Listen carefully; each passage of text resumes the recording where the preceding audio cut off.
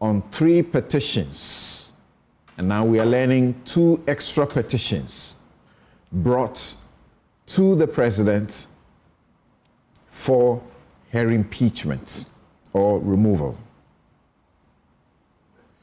A committee has been set up pursuant to the Constitution for an investigation to begin.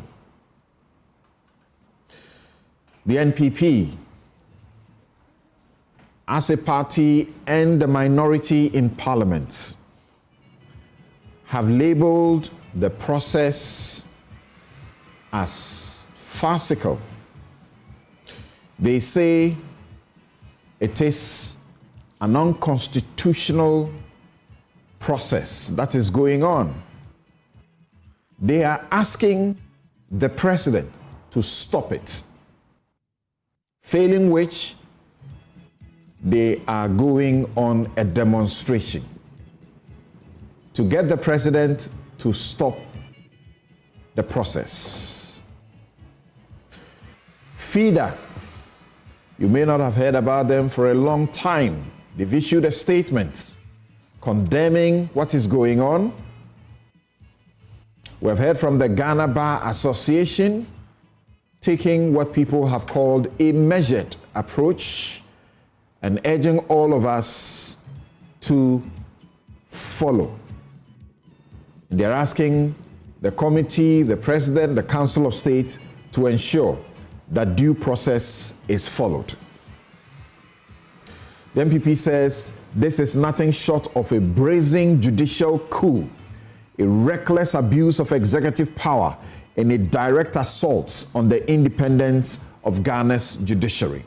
Their exact words. So, is what is happening unusual? That's the question we're asking. Can it be stopped? Should it be stopped? The minister who has been giving the mandate to help us to stop the existential threat of Galamsey held a press conference and he wept. He shed tears. What was all that about? We'll be right back to deal with the vexed matters. I'm Samson Ladi Anyanimi.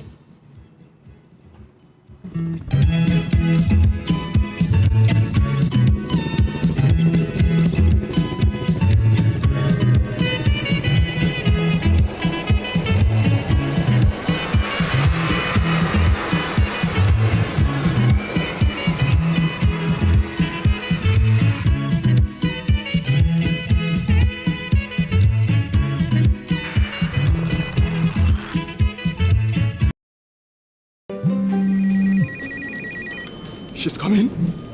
She's coming!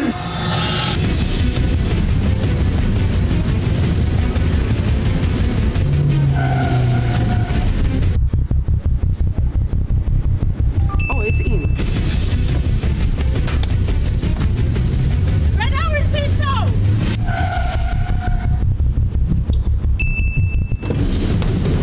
Boss! Let's go back! Here, take this. She's coming. I know. Go to the pharmacy now.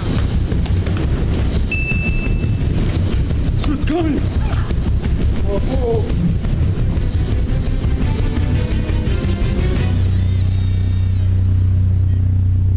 She's here.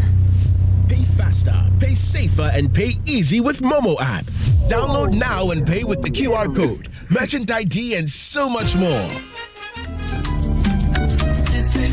Center tank, your size in Nabi, copying 35,000 liters. West Africa had here. Obiani wa tank see chain yen. Ya yes center tank. I'm on a wire day. And see about this say Chao. And so still a juma. Oh weather. Who bet me a check? Hello, pay. Ye be yamo. I won't ya Ghana ha. If you be a year water tank and one day, auto synthesis tanker. You more 7 years warranty. Synthesis tank. You will lay a fitabi room. A bonus you buy me with the hokwaji. And your papa change your canina. Say dear, oh sit down and 2 man hope you. And one is Syntex septic tank. Septic tank, your size is BAB. Syntex, innovative, reliable, durable. Syntex tank, are strong, are tough. A tank is not a tank until it's Syntex tank. For decades, we have helped businesses connect with their trade partners all over the globe. From Ghana to Burkina Faso, Côte d'Ivoire, Benin, Togo, Senegal, China, Morocco, France, Netherlands, and many other countries. We have made it possible to bring Ghana to the world. We have brought small and medium businesses closer to their customers across the regions in Ghana with our SME support facilities. We have brought relief and smiles to the faces of families with our employee personal loans. With our cutting-edge technology and digital support, we take the burden of complex thinking off you, making life simple. That is who we are, as close as a partner. Bank of Africa. We are indeed the African bank with the global reach. Ladies and gentlemen, we're going to demonstrate to you the superior properties of Flamingo paint as compared to other paint brands on the market. We take equal quantities of Flamingo paint and this ordinary paint. We then dilute them with water. And now, let the test begin. The gentleman on the left is going to apply the ordinary paint, and the gentleman on my right will use the Flamingo superior paint. As you can clearly see, Flamingo has the obvious better hiding. Furthermore, Flamingo has painted a much larger area.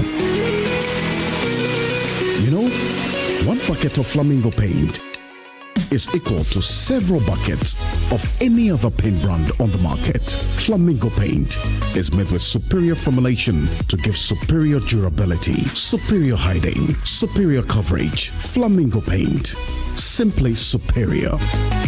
Here's Kwame and Yao. After hours of planning, both have locked in the same perfect multi-bet. Big win for United, over 1.5. And both teams to score in the London Derby. But who could have picked Leicester over City? Or a high-scoring game at the Bridge? There's nothing worse than having your perfect multi-bet missing. But there's nothing better than having it saved. Bet saver, win, even if your bet misses.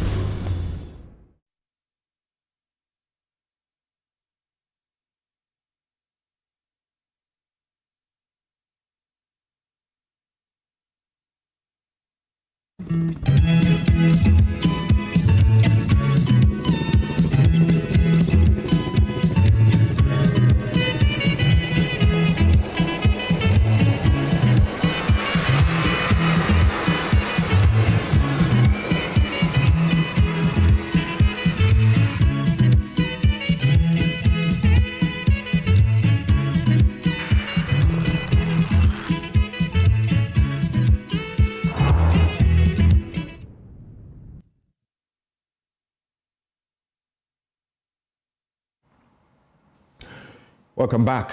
This is Newsfile. It's your most authoritative news analysis platform. And when we say it's your most authoritative, we mean exactly that, because we know what we do here. Now, let me get quick and fast with something stake. And I'm just, once again, asking just a few questions. But let me begin with Article 21 of the 1992 Constitution. Article 21 of the 1992 Constitution is found in Chapter 5. Chapter 5 is what you call the Bill of Rights. And this is where we have our fundamental human rights, guaranteed, not given. They are guaranteed because the nation or the state doesn't give those rights. Those rights, we call them in law inalienable rights. They are part of us because we are human beings. We are born with them. The right to life, we are born with it. Nobody gives us the right to life. So governments don't give us that right. They only sort of guarantee it. And so if you read in Article Chapter 5, Article 12, to start with. It says the fundamental human rights and freedoms enshrined in this chapter shall be respected and upheld, by the executive, the legislature, and the judiciary, and all other organs of government and its agencies, and where applicable to them by all natural and legal persons in Ghana, and shall be enforceable by the courts as provided for in this constitution. They are to be upheld by the executive, the legislature, and the judiciary. The executive has over a period abused this particular right in Article 21, which it is supposed to uphold. Article 21D says all persons shall have the right to freedom of assembly, including freedom to take part in processions and demonstrations. The executive has sought very deliberately to curtail this right. And guess what? They have been ably assisted by the judiciary. Yes, our judges. Let me tell you guys something. And when I say you guys, I mean those of you who look at me and say, oh, what is he talking about now? Where was he yesterday? Me, yesterday. Just Google demonstrations and put my name there. And you see that at every time I have been against the police for how they have mutilated this right. At every time I have been against the courts for how they have mutilated this right by paying a certain reverence to the executive when they don't have to. And sometimes when I do these things, some judges have been caught flat-footed, completely wrong, giving decisions that are completely incompetent, that should lead to their removal from office. And when I sit here and sometimes I ask just questions, some of these judges take it personal. I'm a practitioner. I'm in court almost every day. So I meet them. Some of them take it personal and they take it up against me. When they do it, they think they are acting against me, but they're acting against my client who is innocent. But I will continue to do it for as long as I live and want to do this. Now, this is a subject I have spoken about, and I've gotten to a point where I'm tired. I was literally giving up. Again, I don't understand when some people do certain things at a point, and then sometimes they get weary, they get tired, they want to, hang their boots. And we go at them and say, you were talking in the last administration, you should talk in the next administration. But you two talk some. Why? Have you sort of designated them to be the ones who should be speaking in the public about everything? So the executive has been enabled by the judiciary sometimes in a very bad and poor manner, so shambolic, and they do it. So I say, the fact that the Attorney General, Dominic Ayine, and his team decided that the police's decision to try to stop and curtail this demonstration was wrong. And they went to the court and told the court that we want the police to withdraw their application, or even if it's their own application, so to affidavit in opposition, they want to withdraw it and ask the court to strike out the motion to, as it were, seek to stop these people. It's a very good thing. It is very refreshing. We can only say thank you for not seeking to do this. Look, Ghana Police, the Jubilee House, you see, in the same way in the occupied Jilobi House, you were able to cordon off a particular point and allow them to do the demonstration, which you sought to stop. You can do the same today. If the Attorney General had not told the court that they were not interested in pursuing this, the judge would have granted this. I can almost guarantee that the judge would have said, don't go and do it here, don't do it this way, don't do it that way. Why are you always beholden to the executive? These judges who do that, you have a responsibility under the Constitution to uphold these provisions. The executive, once you're appointed as a judge, you should not be beholden to anybody. So our judges, you can help us. And this is a good start. If the Attorney General or the police next time come to stop a demonstration, don't take the same reason they have been giving since when? Every day they repeat the same reason and you give them an injunction. They used to do it ex parte. They'll go hide behind the people. They won't know anything there. And then Justice Dennis J came and struck that down. Then suddenly it surfaced again. When you criticize, they say, well, he was only sitting in one high court. Another high court judge can think differently. Really? And the Attorney General was supporting this. The NPP was very much in support of this. What a shame. What kind of democracy do you want for us? Thank you, Attorney General. And thank you, this judge. Of course, once they withdrew it, you had no option. You had to strike it out as withdrawn. But this is the way to go. And this has been my take. I'll be right back.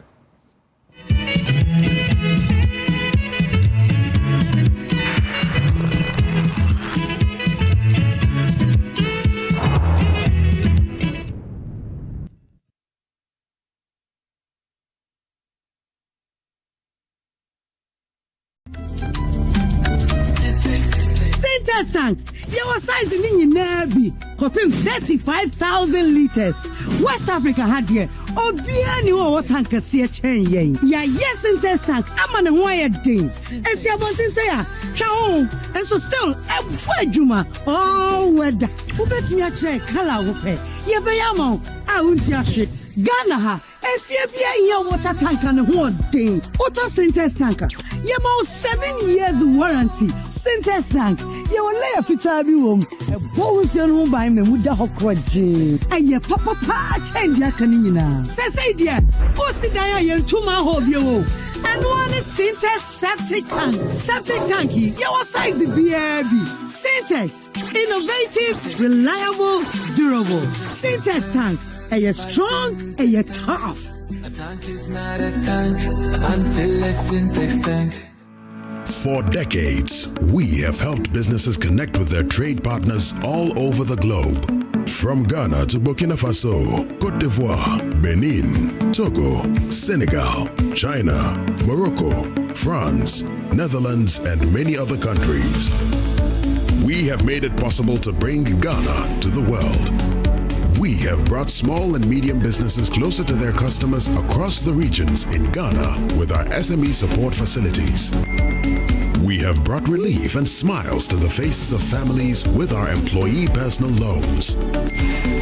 With our cutting-edge technology and digital support, we take the burden of complex thinking off you, making life simple. That is who we are, as close as a partner. Bank of Africa. We are indeed the African bank with the global reach.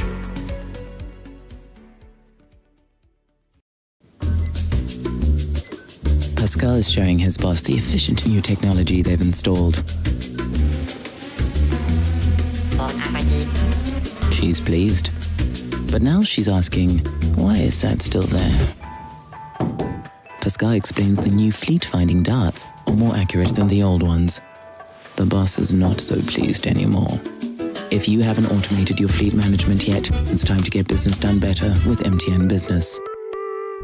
Let's talk hemorrhoids. Hemorrhoids are normal structures located in the anus of all mammals. But it is only man who suffers hemorrhoidal disease because of the erect closer we have assumed and the squatting that we do to empty our bowel. Hemorrhoids consist of a special type of blood vessels which fill with blood when we are moving our bowel and help to cushion the anus against the force of transmitting the stool. Afterwards, they empty their blood, collapse, help seal the anus to maintain continence. Over time, these vessels lose the elasticity of their walls, become dilated, permanently filled with blood, leading to congestion of the hemorrhoids. The symptoms of hemorrhoids are bleeding and prolapse of the hemorrhoids when passing stool, itching and feeling of warmth in the anus and anal discharge. Laser, ligature, and longo are the modern, minimally invasive, most effective, and painless methods of treating hemorrhoids today. Winterba Hospital, first Ghana Colorectal Center, in to serve a peculiar health need. She's coming. She's coming!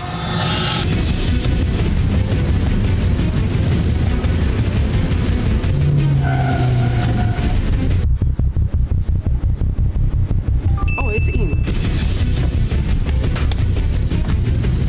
Red hour receipt now!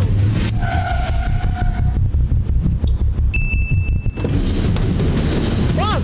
Let's go back! Yeah, take this. She's go coming. I know. Go to the pharmacy now. She's coming! Oh.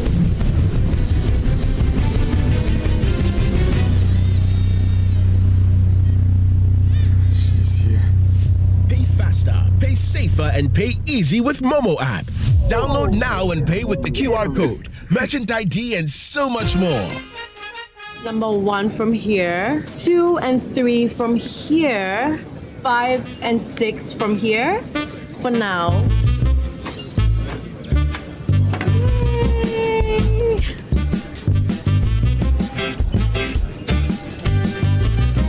Now I have the number 7, 8, and the number 9.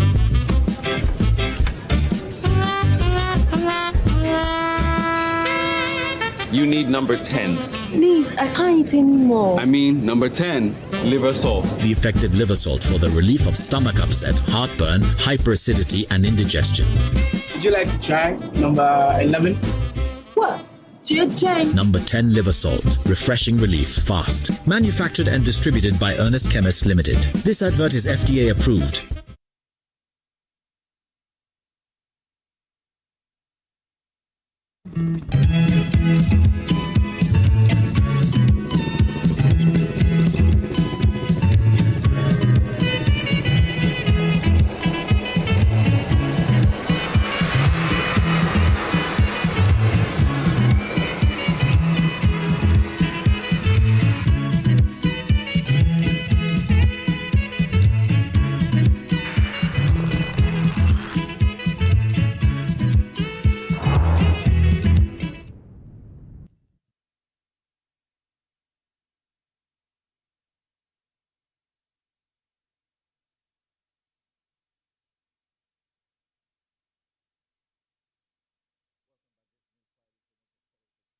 This platform, and here on Newsfile we put Ghana first, and my guests are seated, and one joining us via Zoom, my very good friend and mate Diana Sonabadapa, former Deputy Attorney General and Minister for Justice.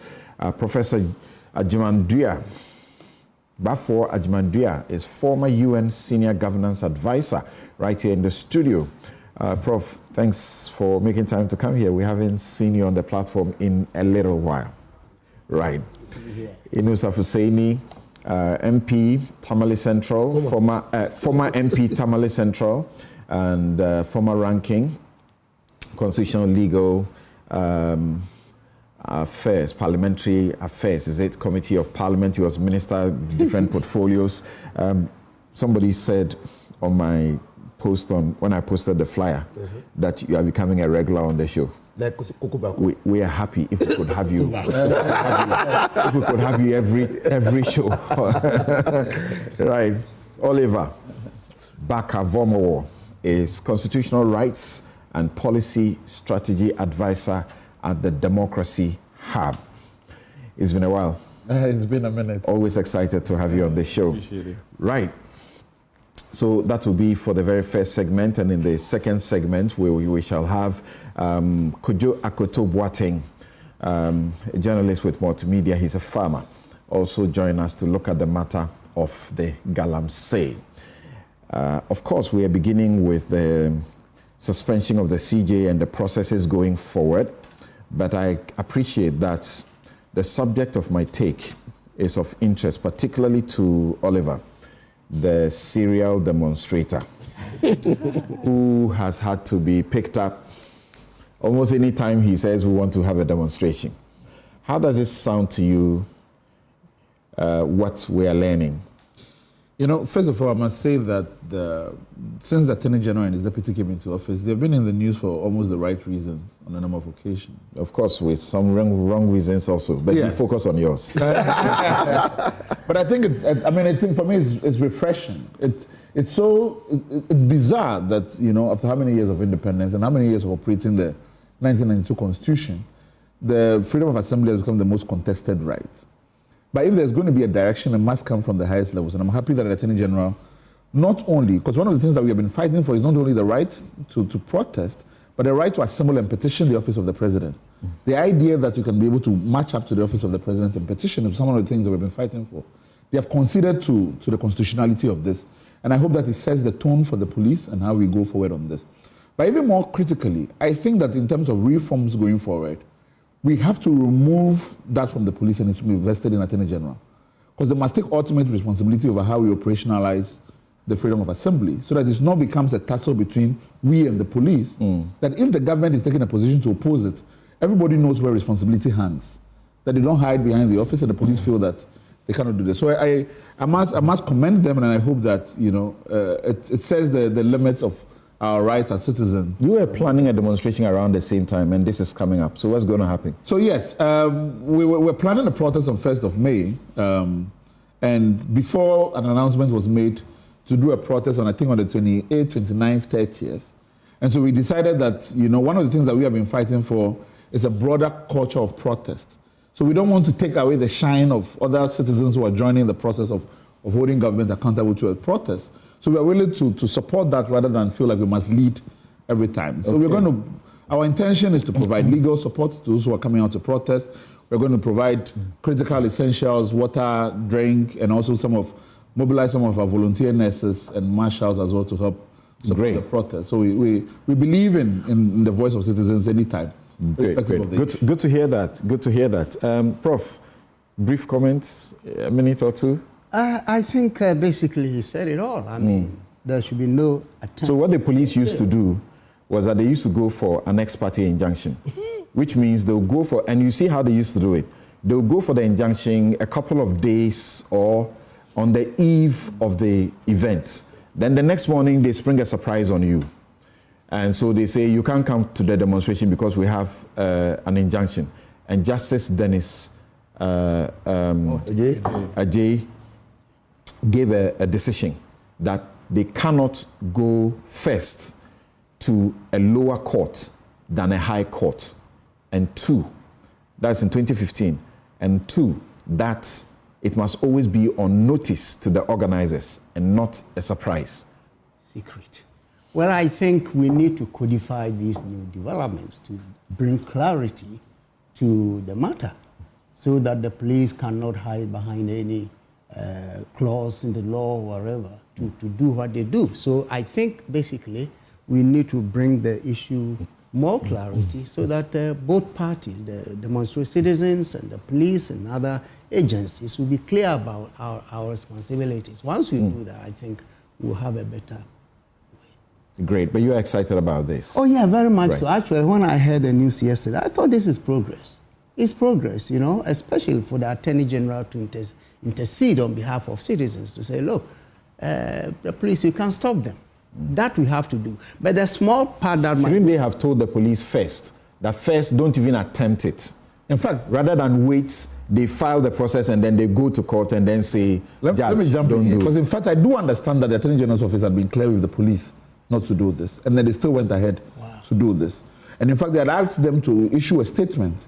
Now, this is private information that I'm privy to, and that's why I'm hesitant a bit to put it out. But in fact, this is what their posture had been. And I know that the office was very displeased with the police for taking the step. Somebody described the police institution as the never-learning institution. Unfortunately, I have to agree on this. Okay, so we just cut Prof. Yes, you were about to say something. No. I said basically with him, there's a little bit of your earlier statement that I thought I should take a small issue with, where you said the rush will go all the way to the president's office and blah, blah, blah. I think somehow that small piece of land for the presidency, we should give it a certain respect. A president can decide to send someone to come and take your protest note, but to say that you want to go directly to the presidency to do that, I think it raises all kinds of security issues, and I don't think we have to put any president. For you, it's okay around the Jubilee House, but not going in. Not going to the president's office. I don't know if that's no. We've never gone to the president's office. What Dampari was doing was a standing order that demonstrations must not go close to the presidency. So he was always directing all of them to the Black Star Square. You see, again, it depends on the security threats perceived by the security agencies. You know, even the White House, you don't go near the White House if you are protesting. They have bars. So I think there must be a limit to the extent to which you approach the president. That's all I'm saying. All right. But your right to do should not be breached at any part. So the conversation is simply, which areas do we define as security zones that are off limits to strike? For me, the Jubilee House, especially going through the gates. That fits into what Oliver is saying. You must define that clearly. Precisely. It's a right that we have to enjoy. I have, since the days of President Kufuor, I have fought for this right. I think that Public Order Act was not intended to frustrate the enjoyment of that right, but to regulate it. And regulate it in such a way that you don't prevent people from expressing their views. I hope you are not interpreting that.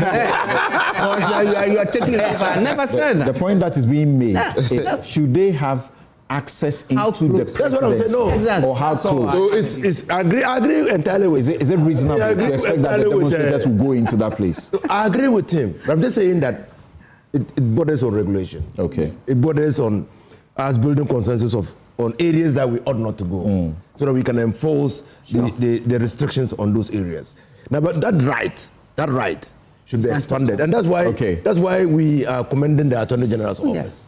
It's extending the frontiers for the enjoyment of that right. And citizens' actions against policy or against acts of impunity by government is always important in a democracy. Absolutely. And we must now there's no effective democracy. Citizens always have the lead. Agree. Okay, thank you very much. I'm going to Dinah to begin the conversation with her, but because she was in this office previously, she may have something brief to say about all that we are saying. Hello, Dinah. Thanks for joining us. Yes, thanks for having me. In fact, I was beginning to think that you had forgotten I was online because I'd hoped to join physically. But as you are aware, I'm also speaking I'm also a panel speaking on the theme for the mid-year conference of the GBA, which is happening as we speak. So thanks for indulging me to join you.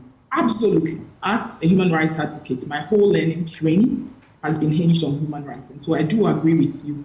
And in fact, relish the engagements, the conversation that is going on there. As is expected of every jurisprudence, that continuously we need to do a check of our human rights framework. But of course, I'd hoped, and something I'm glad that later you redefine the comments you made, I'd hoped that coming from the office where I've been before, even there wouldn't have been the affidavit in opposition in the first place.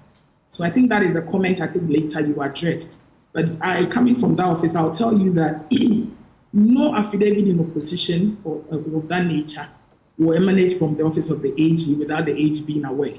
It's good that now we don't have This one, the application is actually from the state, so it will not be an opposition from the state, right? So the objection, the withdrawal of the application by the AG the application shouldn't even have started in the first place. Yeah, that's the point. In doing justice to the conversation, you should have addressed that. Yes. But thank you. I agree with you totally. You and I think when you introduced me, said you're mate. I've always been a human rights advocate. I've shared this view. Of course, currently, the status is that it should be in accordance with the Public Order. And I've always maintained that if the conversation is that we have a real look at the existing law on demonstration, I am all for it. After all, it's the voice of the people through our representatives in Parliament. If I may ask this, do you remember a single occasion where you supported the demonstrators against the police going for an injunction? Because there were even times you went for an ex parte injunction and we had to criticize you for allowing that. Yes, you are assuming that the fact that you didn't hear from me on that side suggests that I was against it. I have maintained, and I spoke on the demonstrations when it happened, that there is a law. It is defined, there's a balancing act where there's a human rights are involved. And I have always maintained that it should be in accordance with the Public Order Act.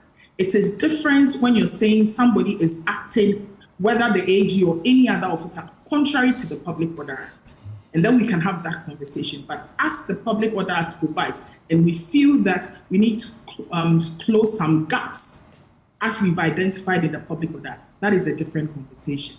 Well, not about you personally, though, but I think some of the things that happened were extremely concerning and disturbing and really terrible, indefensible. But that was your job. You had to defend. Public Order Act. No, I didn't have to defend. I'm talking about even where you went for ex parte injunctions. I remember there was an ex parte injunction which granted the injunction in perpetuity. Yeah. It took the Supreme Court to set it aside. Yeah. On that occasion, I actually described the judge as incompetent, because if you're a judge and you don't know the basic rule, that you can only grant for 10 days and you grant for forever, that would be terrible. I'm saying that's what I think I've texted you on the side to tell you that I disagree with some of your comments. The fact that you are dissatisfied with a ruling of a court or a judge in itself, there are rooms or there are fora for addressing this room. Are you suggesting, even remotely, that every judge must get it right? And whose right must he get it? Is it the right of an applicant, a respondent, or is it to get it right based on? So again, in exercise of the jurisdiction, it is not unusual for a judge to get it right, and that is why they are. But for a judge to get such basic things so wrong, that's disturbing. Shouldn't it be? No, something basic because you, Samson Ladin, says so. It may not be basic. It may not even be wrong in accordance with the other part. No, it was wrong. The Supreme Court threw it away completely. That the judge was completely wrong. And thankfully, but let's be sober. It shouldn't have happened. In our comments and some of these. It shouldn't have happened. Always a two-side in every matter in court. One side will always be happy. Okay. Both sides may be happy, which is a given. Thank you. But the fact one side is unhappy with the decision or dissatisfied with the decision does not lead to an absolute conclusion. So that's that. Thank you. Let's go to the other matter, substantive issue. And as you say, it's a disagreement, but respectfully, of course, I also disagree. I remember speaking to Godfrey Dami on this show about that issue, and he sought to agree with me that even though the judge has made a wrong, he will construe it as limited for 10 days rather than for forever. Thank you. Now, let's go to the suspension of Justice Tokonu by the President on the advice of the Council of State upon the establishment of a Prima facie and upon the establishment of the committee to, as it were, probe the matter. So, Dana, have you had the opportunity, for example, to advise the minority in Parliament or the NPP as they say that this is, let me quote what some of the comments that they have made, including at a press conference which Jerry Ahmed Saib, you and I, our mates, also had yesterday for the minority. They said the decision by the President to suspend the Chief Justice under the purported authority of Article 146 of the Constitution is nothing short of a brazen judicial coup, a reckless abuse of executive power, and a direct assault on the independence of Ghana's judiciary. This move, taken while legitimate legal challenges are pending before the Supreme Court, reeks of intolerable political vendetta, judicial intimidation, and a calculated attempt to pack the court with NDC sympathetic justices, as openly promised by President Mahama in Akosombo in 2023. Therefore, there will be a demonstration. What do you say? Thank you, Samson. You asked if I've had the opportunity to advise the minority. I think you want to have a certain way to draw me out of my retirement, but the answer is no. But then you asked me what my views are. I think my views so far I've made clear, and I stand by that position, is that something.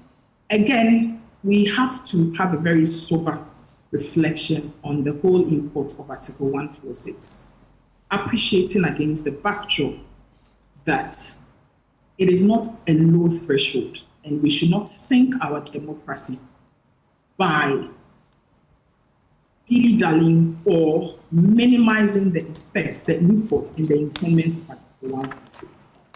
I have maintained, first of all, I've come out publicly to condemn the leakage, even from government communication officers, by posting it, some even on their Facebook. Now, again, you ask me what my comments are. And then I hear comments that say that, what has the president done? And that comment usually is laid with the assumption that there can be nothing wrong so far with the process. I reiterate, my position has been that there is no basis whatsoever for finding a prima facie case in respect of at least the 3 petitions that have come. And I'll go on to explain why. Can the president do something wrong in accordance with Article 146? Absolutely yes, because the whole purpose of Article 146 is guided by the Constitution generally and by the very provision of Article 146. Now we see the suspension, and need I say that Clause 10 of Article 146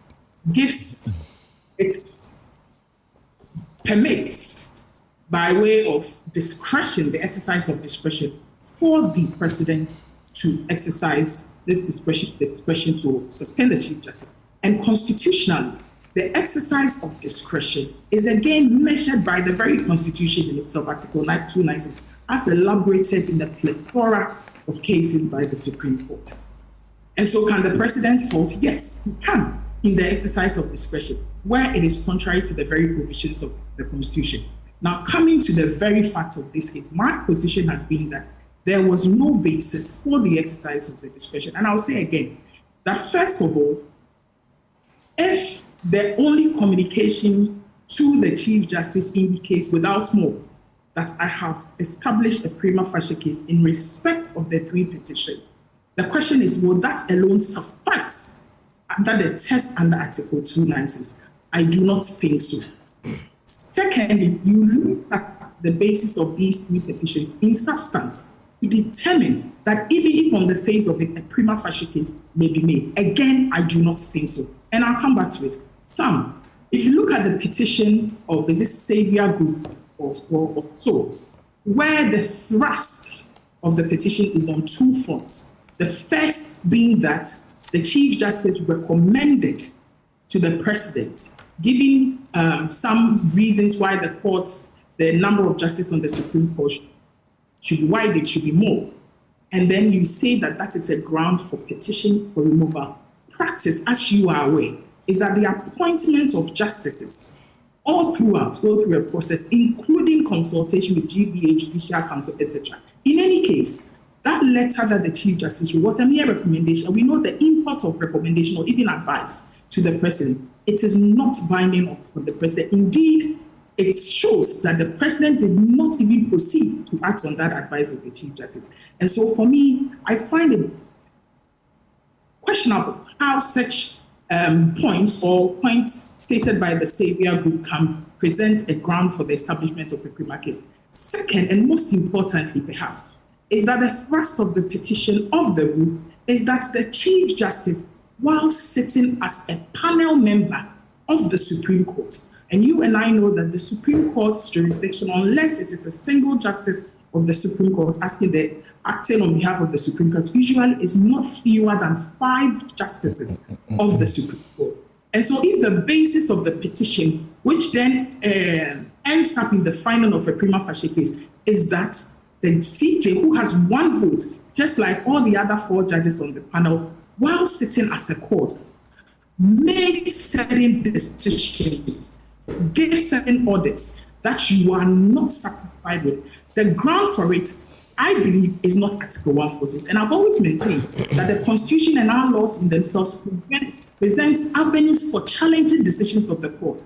Now, I always tell people that I'll draw your attention to the very deep statement made by then Professor Justice Dr. Ba in the Judicial case, Now, if you remember, there was a preliminary objection raised by one of the parties that this is a dispute in respect of the petition to remove the Chief Justice. So how can the Chief Justice himself, then Chief Justice Akwa, empanel the member to determine this matter?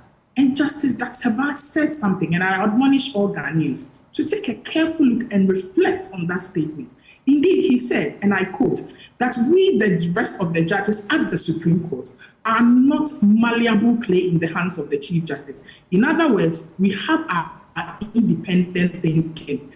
We have our own, as it were, objectivity. So to suggest that we will be influenced by mere reason of the empaneling of the of the Chief Justice is unfortunate. And I do agree with him. And so for the petition to suggest that the Chief Justice, as part of the panel, as part of the court, made certain decisions, with all respect, is an insult to the rest of the justices that sat on the panel with him. In other words, they were so malleable that some of the decisions, which were unanimous, they were controlled by the Honorable Chief Justice. And I do not think that is a fair statement to make against the other justices of the Supreme Court. In any case, if you are dissatisfied with that decision where the Chief Justice presided, there are avenues for expressing that dissatisfaction. And secondly, when the Chief Justice sits as part of a panel, she could even be part of the minority. She could express a dissenting opinion. It is a decision. It is the order of the court. It is not a decision of the Tutokunu. It is, and again, let me go back. I don't like to even use personalities when it comes to issues of the judiciary. Especially, I mean, something is so coincidental that the first time I appeared on the show on Newsfile was in respect of matters on the judiciary, and I have been consistent that in as much as we have the right to criticize, to be dissatisfied with decisions of the court, we have to be careful about not destroying the very tenets of our democracy, because the judiciary continues even on 6th January when all the other arms of government are giving way after election to other parties or government to come into power. And so let's be very careful. And so to say that a decision of a court and not a decision of Tokon is a basis for establishment of a prima facie case, I'm afraid I do not agree to that. You look at the other petition by Daniel Ofori. Indeed, at paragraph 5 of Daniel Ofori's petition, he says boldly, and I quote, that I am not required to produce any evidence to support any of the allegations I have made in this petition. And that is a basis. In fact, we saw that, but for the request by the CJ for copies of this petition to even assist the court in determining these mere allegations, bare assertions that were made by Daniel Ofori in his petition, do we say suffices for establishing a prima facie case? I do not agree so. Again, in the same petition, we allude to certain things that are including the exercise of some administrative functions without proof. And so something, my fear, and that should be the fear of every Ghanaian, that somebody puts pen to paper, makes bare assertions, mere allegations against you, and that suffices as a basis for prima facie case. I believe we are lowering the threshold for the exercise of that constitutional process to remove no mean a person, but the head of another arm of government, which is the judiciary.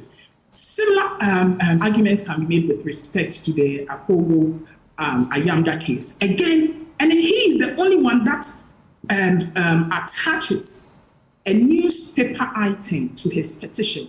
And go and check that newspaper reportage of Law Platform at that time. He said it is only Tokonu who caused for his arrest. Again, sitting as a panel. And in that same exhibit, which he attached to his petition, you will find that the newspaper reported that even Justice Prima made interventions to him and said that you cannot be this discourteous to the court. You cannot be this violent to the court. In other words, your act, as it is now, is being in contempt of the court. And we do not see any of the judges signing to say that they do not agree with what happened on that day. And so something, I'm saying that I'm not being dismissive. If you have a grievance, if you have any dissatisfaction with any act of any judge, more so the Chief Justice, I'm not saying that we are gagging from expressing that dissatisfaction, but I'm saying that our very constitution and the laws we have given to ourselves provide specific avenues for addressing these grievances and dissatisfaction. If you are saying that the processes are not sufficient, that is a different matter. Okay. And again, let me emphasize before I conclude on this that please let's not get the discussion wrong. The discussion for me has never been about personality. And that's why when I mentioned petition, when I go back and say I'm the Chief Justice, the discussion has never been about person. The discussion has always been about the office, has always been about the institution called the judiciary, an arm of government, which is normally part of the democratic dispensation, part of our democratic dispensation. Okay. Thank you. So a couple of questions for you, especially because you take leave of us midway or very quick soon. And I'll be glad if you could just be straightforward with your answers and as brief as you can. So did you have to speak to this matter before the petitions were leaked? Sorry, did I have to speak to it? Did you speak to this? Did you speak to this matter before the petitions were leaked? To it when it was leaked. The question is when you had it when it was leaked, but it had always been leaked, and that was the time I spoke to it. Okay. And found that if this is the leakage, then I'm afraid it doesn't cut it to meet the threshold for establishing a prima facie case. So you are faulting those who establish a prima facie case that they did wrong. Is that what you're saying? My position is that there is no basis for establishing a prima facie case. Which is your view? Which is your view? In accordance. Okay. So you see, a while ago, we're talking about a judge's decision. And a judge made the most basic, simplest, fundamental error I don't expect any judge to make by making an ex parte injunction a perpetual injunction, which should never happen. And you said, you know, it's okay if a judge makes that and then it can go on appeal. I did not say it is okay. All right.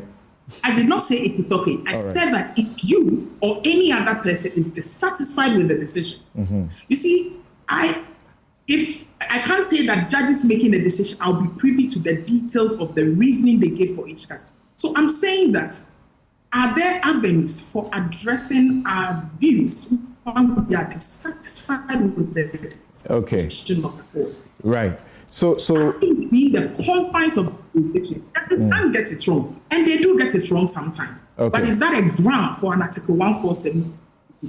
I disagree with that. Okay, thank you. So that is your opinion, that is your disagreement.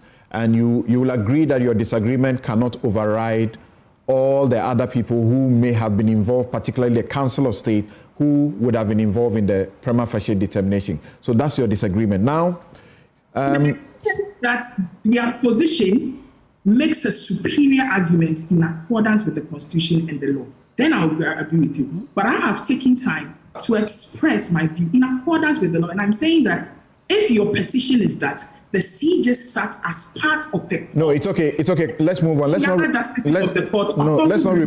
repeat the points. Thank you. Let's not repeat the points.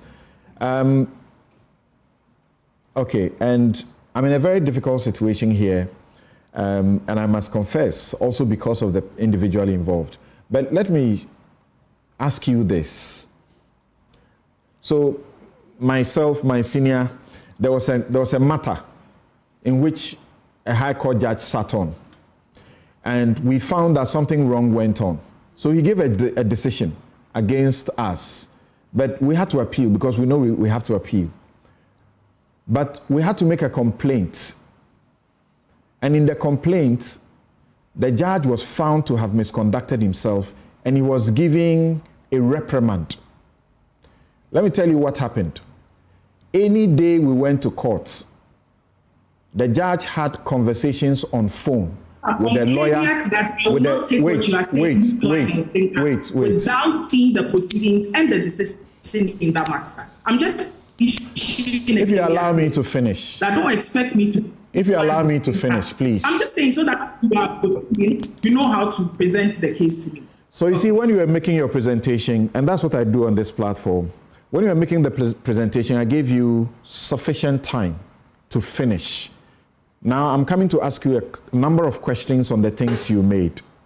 So I'd like you to be patient with me in that regard. So I'm saying, to the point that you are suggesting that if a judge makes a decision sitting qua judge by Article 127, Clause 3, the judge is not subject or liable to any action, including in a court of law, for any omissions or wrongs they may have done in performing their judicial duty. That's the point you are making. So I'm giving you an example of a situation. Whether you believe it or not, that's different. But I'll not sit here and tell a lie about this. So we found that if I can ask, we found that this judge, any day we went to court, spoke with the lawyer on the other side before we went to court. There were times that the judge actually spoke to the lawyer after we had finished court. So we procured the telephony record in our, complaint to prove that the judge had misconducted himself. So this is a situation where they have done their work in the courtroom, but we find something else to show that what they have done in the courtroom is wrong. You see that we are allowed to still challenge what they have done in the courtroom, even though it is not by an appeal, correct? So something again, and you and I are not speaking different. I'll tell you, if you read the Judicial case very carefully, Justice Bar and the Supreme Court, they address all these issues. That it is not as if even the administrative action may be absolute for immunity. But what you are, the narration you're giving is quite peculiar. You are talking about ex parte communications with a judge and one of the parties. But we don't see a similar thing in the petition by Xavier or Hugo. It says the court gave an order. It never said that the Tokonu had it. So again, that's why I keep saying that when you come to the nuance application of the law, we may end up differently. Okay.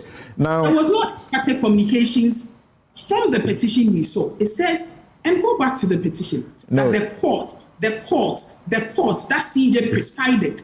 So I'm asking myself, what happens to the other 4 judges who sat with her? Why are they also not being removed? Because that is not a basis for Article 146 removal. Okay, so the point the law, and that's why when the plaintiff lawyer and the defendant lawyer meet, they will all be invoking the same law, but it is in the application of it. Okay. That lends itself to a judgment. The point, communications are different. Okay, so the point I'm seeking by the reference I made was to bring to your attention whether you think it is possible that Article 127 may not always apply generally. Article 127 Clause 3 says, a justice of a superior court or any person exercising judicial power shall not be liable to any action or suit for any act or omission by him in the exercise of the judicial power. I'm not saying that any petitioner has suggested that there's an ex parte communication that they can fall the CJ on. Now, you say that the exercise of the discretion or the determination of the prima facie is not compliant with Article 296. How can you explain that?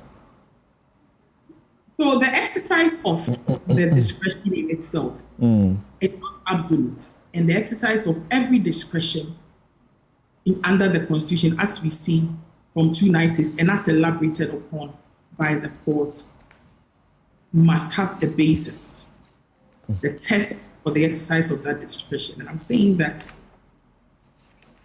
very basic examination of the petitions, it's that it is, I am aggrieved because the CJ was part of a panel that decided a matter in which I am dissatisfied. And I'm saying that is not a proper exercise of the discretion to arrive at a prima facie determination. Do you agree that it is possible? Let's all fear of the conversation that there can be no question whatsoever to the exercise of that discretion under the Constitution. I'm not veering off a conversation. Wait, Dinah, hold on. Let us veer off. Dinah, hold on. Say you something. But I'm saying let us veer off that conversation. Okay, Dana, hold on. Let me. There will be nothing wrong in the petition Article 146. Oh, can we do this, please? Something wrong, particularly when is the exercise of a discretion. Okay, Article 296 that you are referring to. Is it this portion that you are referring to, which says that where in this constitution or in any other law, discretionary power is vested in any person or authority, that discretionary power shall be deemed to imply a duty to be fair and candid. The exercise of the discretionary power shall not be arbitrary, capricious, or biased, either by resentment, prejudice, or personal dislike, and shall be in accordance with due process of law. Is this what you are referring to?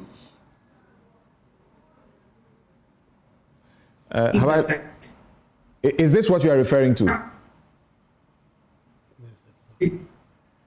We're having a little difficulty with your line. Hello, Dinah.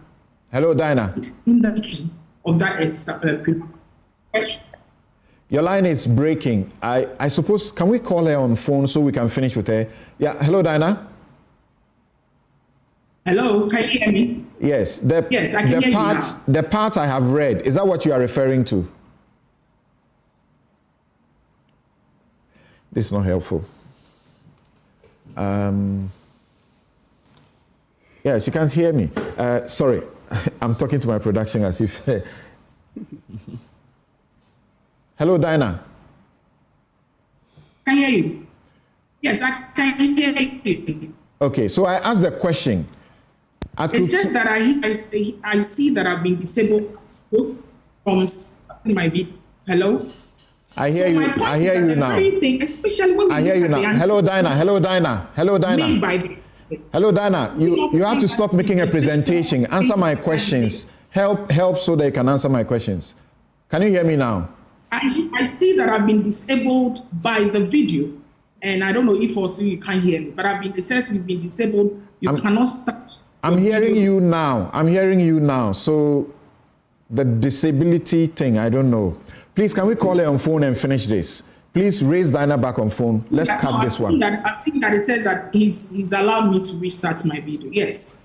Okay. So I said the portion of the Article 296 I read. Is that what you meant? Yes, that. Thank you. Shall be. I want a yes. I want a yes. Then I'll ask you the next question. Yes. Thank you. Which part of this has been breached in the process?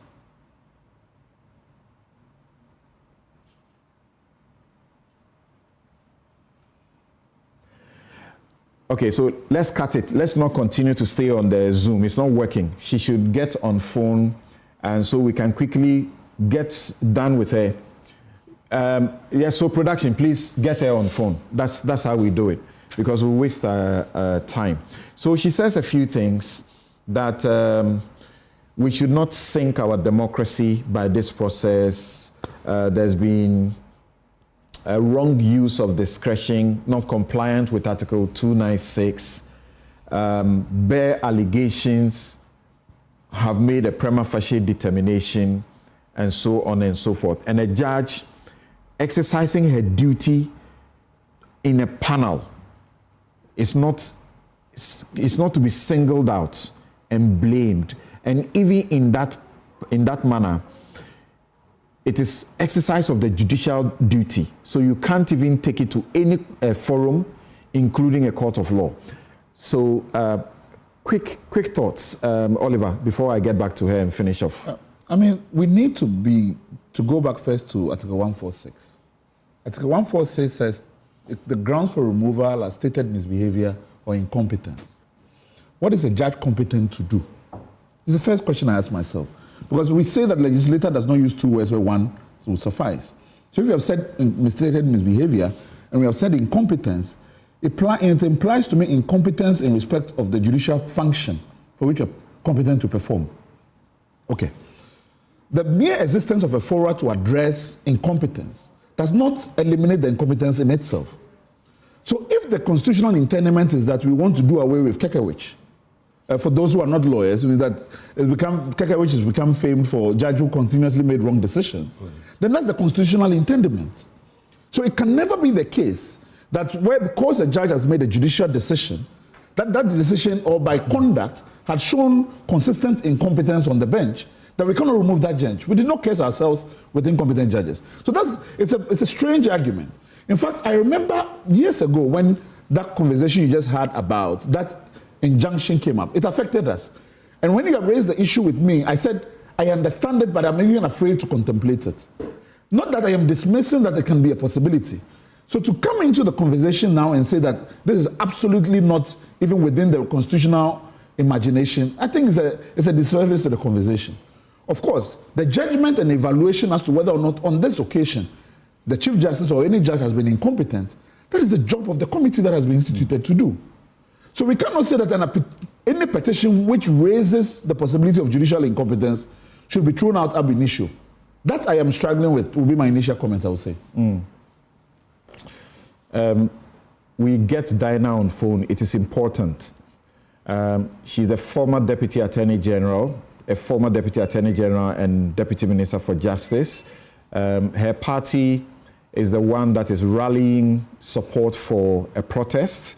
Her party is the one, the minority in Parliament, that is saying that what is going on is basically unconstitutional. And with the benefit, as a former Deputy Attorney General, we want her to educate us on the points that she agrees. My view is not important here, and I actually don't intend to speak about the content of the petitions for myself, but you are free to do so like she has done. Now, yes, Inusa. First of all, in fact, I will not go into the content of the petition. I am a constitutionalist. I understand the tenor of Article 146. I understand the reasoning and rationale behind the proposition that everything concerned with the removal of justices of the Superior Court of Judicature and Regional Tribunal must be in camera. I've read fully the judgment of Databa in the Ajechum and Attorney General and another, and he deprecated in forceful terms the leakage of petitions for the removal of the Attorney General. So let me say that I am going to restrain myself from talking about the petitions, and that is my shock in the account of the former Deputy Attorney General. What she has done simply is to substitute herself for the committee that has been established under Article 1466. She's entitled to disagree with them. No, that's what she has done. Well, so she disagrees with the committee and takes the petition, and she's now analyzing the petition and drawing conclusions. She hasn't said anything new. She has simply repeated the responses, quote unquote, the responses from the CJ. That's what she has simply repeated to you. Hold on, I understand that Diana is back. Hello, Diana. Hello, Sam. Can you hear me? Great. Good to have you back. I could hear you. Great. Perfectly. Yes. I could see you. In Okay. fact, I could hear a response that the subject of the incompetence to the judge is not what we were looking at. I mean, absolutely, the ground is for incompetence. The view then is, what are the other judges who sat on? Because there was a decision not of the Chief Justice, but a decision of the court, constituted by no less than 5 justices. Right. You say the Prima facie was not compliant with Article 296. I'm asking, which part of 296 would you say has been breached? Hello, Sam. Yes. That has been my position, that it was not in compliance with Article 296 and decided cases, and particularly when we look at the acting, the President has consistently made against the full members of the judiciary, but especially in respect of the justice. I am saying again, I'm on another panel as we speak. Again, my position, I will reiterate, is that we not, in fact, Okay, sorry, we are unable to continue. The line is bad. Thank you very much. Thank you, Dinah. I think you should go pay attention to the job you have to do. Yeah, go ahead. Thompson, you were saying that, well, she just repeated what the responses of the Chief Justice. The responses of the Chief What is purported to be the responses of the Chief Justice? What is I want to pretend that I haven't seen that is what is purported. That is very important because you're a lawyer. You should know what is purported. And that's why, as a lawyer and officers of the court, we should give fidelity to the Constitution. If even these matters were acceptable to be put in the public domain, custody issues will come up. Where is she getting it from? Evidence in custody. Where is she getting it from? She had actually said that leakage of the petition by some government officials. It was one of the questions I was going to ask her to show which government official she's referring to. And my viewers and listeners, this is what I do. Once you make allegation, I hold you to prove the allegation. And sometimes, the partisanship of how you view the things, you say, why are you doing this? But I have to do it. Even if I have seen one, I still need the person to prove them. Okay, so yes. So for me, we can continue talking about what this conversation is about. But my position is that there's good reason why Article 146 is in our Constitution. It is to ensure judicial accountability. And there's also good reason why you need a judicial tribunal as advised in the 1969 Constitution, which in the 1992 Constitution is a tribunal to determine whether there's a prima facie case. I mean, why you need a Council of State acting in consultation with the President to determine a prima facie case, and you need a judicial tribunal to subject the person, the respondent, to trial. And the respondent must be given all opportunity under Article 146 to defend himself or herself. So the fidelity of the process is what we should be concerned with. Whether the rights, and I see a lot of rights, I also see a lot of constitutionalism embedded in Article 146. I mean, any day I look at the Constitution, Article 146, I said, wow, the design appears to be perfect, even though we've been criticizing the Constitution. First of all, the whole Article 146 is not about the Chief Justice. It's about the removal of justices of the Superior Court of Judicature and regional tribunal, because the regional tribunals are part of the Superior Court of Judicature. Now, look at how the Constitution proceeds. If the matter concerns a judge of the Superior Court of Judicature, what is the role of the President? Zero. Postmaster, conveyor belt. Zero. Receive the petition and give it to the Chief Justice. The Constitution doesn't say that the Chief Justice is to determine whether the petition, the Constitution doesn't say that the Chief Justice is to determine whether the petition raises a prima facie case with the Judicial Council. It's a sole job. It's a sole job. Absolutely. It's a sole job. Now, but the Chief Justice is a justice of the Superior Court of Judicature. So, and again, head of the judiciary. When a petition is against her, you can't send the petition to the Chief Justice to determine whether a prima facie case has been made against her. Naturally, it will raise the concept of natural justice, being a judge in her own cause. What does the Constitution do? The Constitution imposes an institutional limitation on the exercise of the power of the President. Because Article 58 of the Constitution vests exclusive executive authority in the President. It says the President cannot do it alone.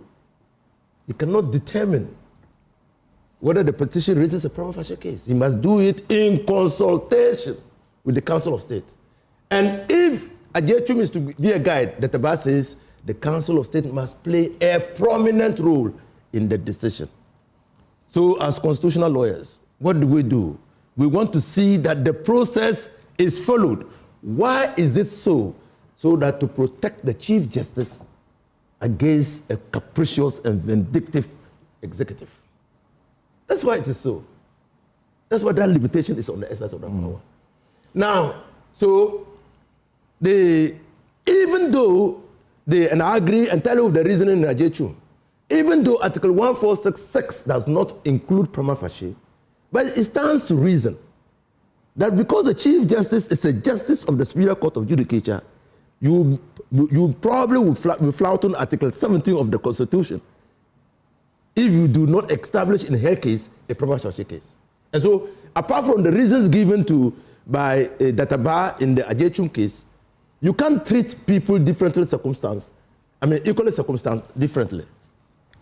So, the prima facie case is determined. And when the prima facie case is determined, again, there is a procedural limitation on the exercise of power of the president. Article 46(10). That decision to suspend must be in accordance. I understand by my production that we have Diana back.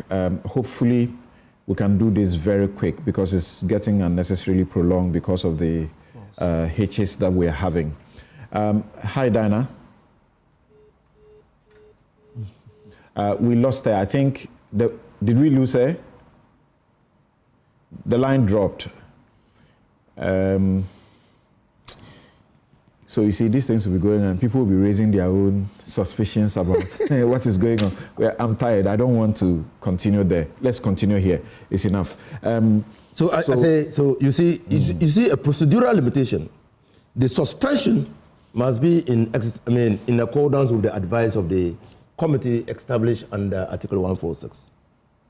And that must be fair.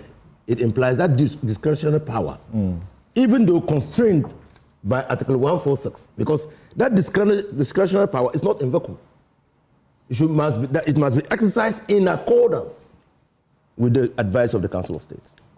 Now, so you must measure it against Article 1296. Is it fair? Is it candid? Is it candid? Is it capricious? Is it capricious? Is it with is it in accordance with due process? As lawyers, as governance experts, we want to see that there's process integrity. Because if there's lack of integrity of the process, it might lead to a violation of the right of the respondent. Dana is telling you that there are petitions without any evidence, bare allegations. As far as she's concerned, bare allegations should not, lead to a prima facie determination. Bare allegations, weighty allegations, whatever the nature of the allegations, a procedure has been provided in Article 146 of the Constitution. We must trust in the procedure. What we are doing is bastardizing the procedure. Look, Article 146, again, is about judicial accountability. How do we ensure, as a people, because Article 125 says that justice emanates from the people. How do we expect to hold judicial offices accountable to the people of this country? The Judicial Service has a complaint process. I just mentioned one to you. We complained about a judge. We went through the process. He got a reprimand. We're not excited about that. But that's accountability. I've had a judge, walk into a banking hall and conduct himself in a way that the teller was not happy.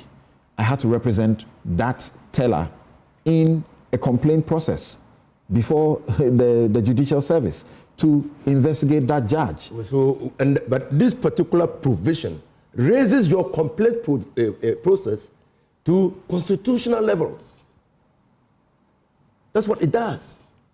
It's so important that the conduct of judges of the Superior Court of Judicature is brought under the a level of examination that meets the provision of Article 1461 of the Constitution. And I have said repeatedly that there is an onerous responsibility placed on the guardian who wants to bring a petition to remove a justice of the Superior Court of Justice, including the Chief Justice. One.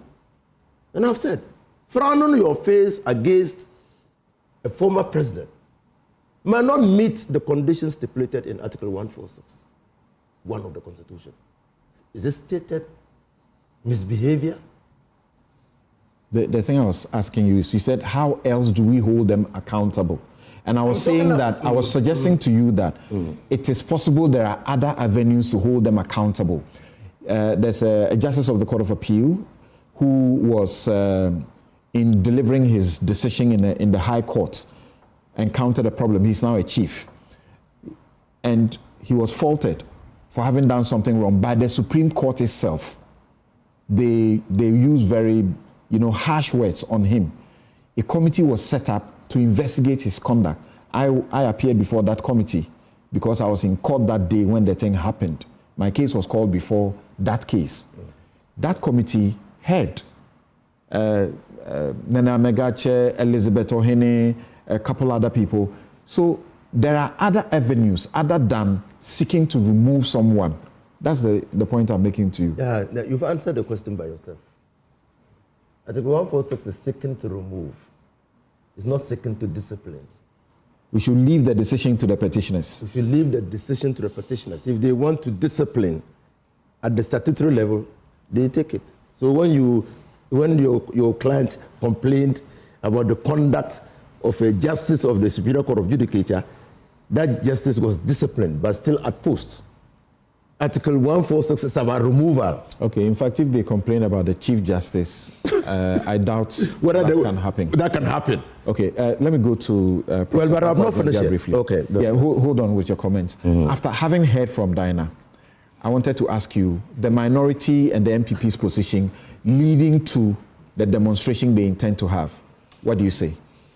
Samson, I'm not a lawyer, and I feel blessed to be in the midst of crack lawyers, and I've been enjoying this, but still, being a pedestrian in law, I'm still lost in many ways.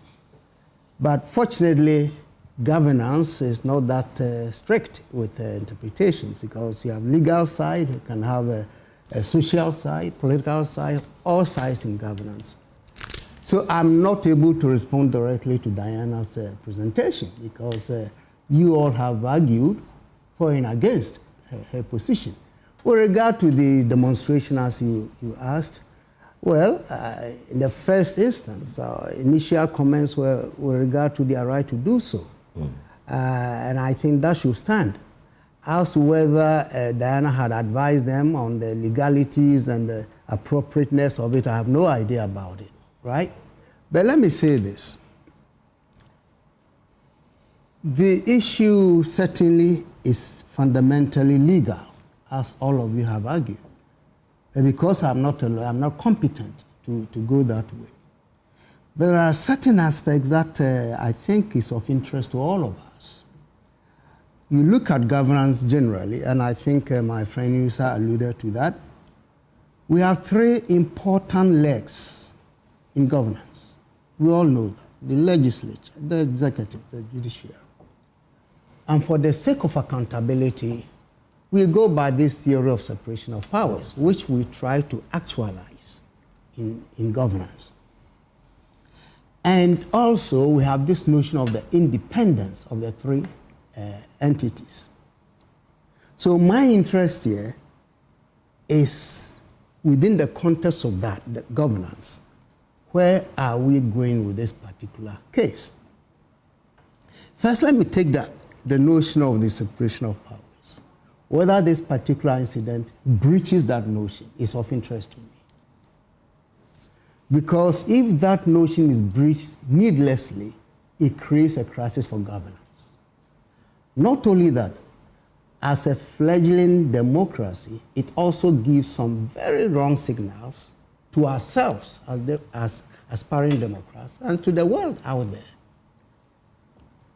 And I've had the issue of the use of discretion or making decisions. Let's not forget that this is not the first instance petition has been made. At least in my lifetime, I won't go far into history, but the petition that removed Charlotte Osei. And her 2 deputies. And her 2 deputies. From what we know, that petition was submitted by one individual. As I sit here, I don't even know the name of the person.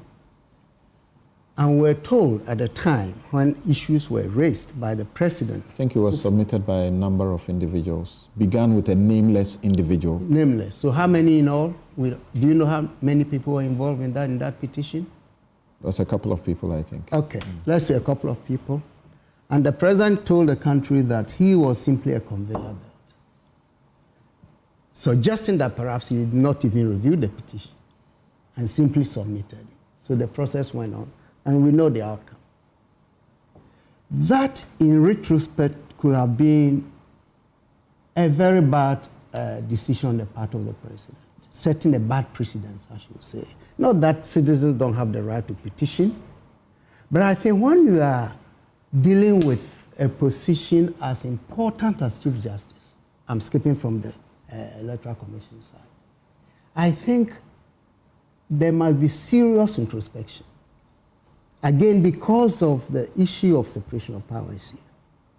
And if you go into history, there are instances where presidents have been very angry with Chief Justices. And if you look at how they have dealt with them, it gives you some guidance. Because in a democracy, the last thing you want to see is for the executive behaving in any way as to undermine the other branch of government, in this case, the judiciary. So presidents have been very circumspect. In fact, they've constrained themselves. What's the point? The petitioners bring petition. The Jubilee House should refuse them or receive them and trash them, or what? As it is, you got to follow the process. That's why I enjoyed the presentation by Inusa. The process, our constitution as it is, you have no other option but to proceed with the process, except to say that when it's submitted to the president can decide to move it forward or not to move forward. I think towards the elections, there was one petition that was submitted to the president, Akufo-Addo. We all saw the response he gave, apparently claiming that there was no Prima facie case there. Together with the Council of State. Exactly. And Uncle Sam Okujeto has been speaking about it. They considered it and found that there was no merit in it. Exactly. So that was one way. Perhaps there was an option to avoid this interference in this separation of power notion. But in this case, the president had decided otherwise. And you cannot fault him because he's following the process. Is it the president who has decided? Well, when it was first submitted to him, wasn't it? Correct. Did he review it himself? Prima facie, according to the Constitution, is done by the Council of State. Acting in consultation with the president. So the president saw it. Mm-hmm. And he could have decided that perhaps it is not worth proceeding as an option. So he does what with it? Pardon? So he does what with it? If he decides it's not worth, as Akufo-Addo did, he could have also written to say, look, I receive it, but it's not worth. Or is the president obliged to proceed by all means? I guess, again, you are the lawyers. Let me understand. I guess what I'm trying to say is that the central point here is that it's always important to protect that principle of separation of powers and the independence of the three entities. That's the essence of my discussion here. So unless... Hold on for a minute. Okay. Oliver, can you help him out with what he's sort of seeking a response to about what the president could or could not have done with the petition? The president receives it. From his presentation, Akufo-Addo received one, and he reviewed it and decided otherwise. Yeah. John Mahama has received 3, 5, and could have, or was it? I I think I understand the first reaction that we must protect the office of the Chief Justice as much as we can. And the conversations we are having now is a test of our constitutionalism. And we must, as much as we are witnesses to the process, we are all or should all be interested in process integrity. Yeah. Okay. So far, our constitutional mechanism has provided that the petition, once received by the president, there must be an opinion on it, whether or not it meets a prima facie standard. The determination of what amounts to prima facie, there has been back and forth discussions about it. There's no question about it. In this case, once the president receives it, I would not join any discussion that it is in the interest of separation of powers or even in the interest of protecting the office of the Chief Justice that you must trash the petition as received because of any consideration. If we want by constitutional means to elevate the standard by which the removal of the Chief Justice occurs, we are entitled to. Yeah. So far as it exists, the process is that we must determine whether or not the petition as it exists, just by a prima facie, just by looking at the record, are the allegations made, if assumed to be true, does it raise an issue of misbehavior, stated incompetence, or infirmity of body and mind? Just that. But we must remember that this is only a filtering process. It is as if the conversation is being held as this is a foregone conclusion or the Chief Justice has gone home. Is the prima facie determination that of the president? No, the prima facie determination, well, it is by the president, in fact, if you follow what the Supreme Court is saying. Because the Supreme Court is saying that in consultation means that you are seeking their advice, but you make the ultimate decision. This is one of the reasons why there's a cause for concern, because first of all, we have a court that is saying that we should not know what the content of the petition is. We should not even know that the petition has been made. Now, if we want to go into proper governance, and this is where my concerns has been, that we have essentially thrown the president under the bus. We've thrown the president under the bus because everybody then is presuming that this is something that is orchestrated by the executive to remove the Chief Justice. It could not be so. And you just made a statement, and I think I'm hearing that almost like for the first time. Yeah. So we need to be very clear about something. So I want to guide you this. Yeah. This. We have read it over and again, but it's important to read it. Sometimes in the middle of the discussion, we may forget.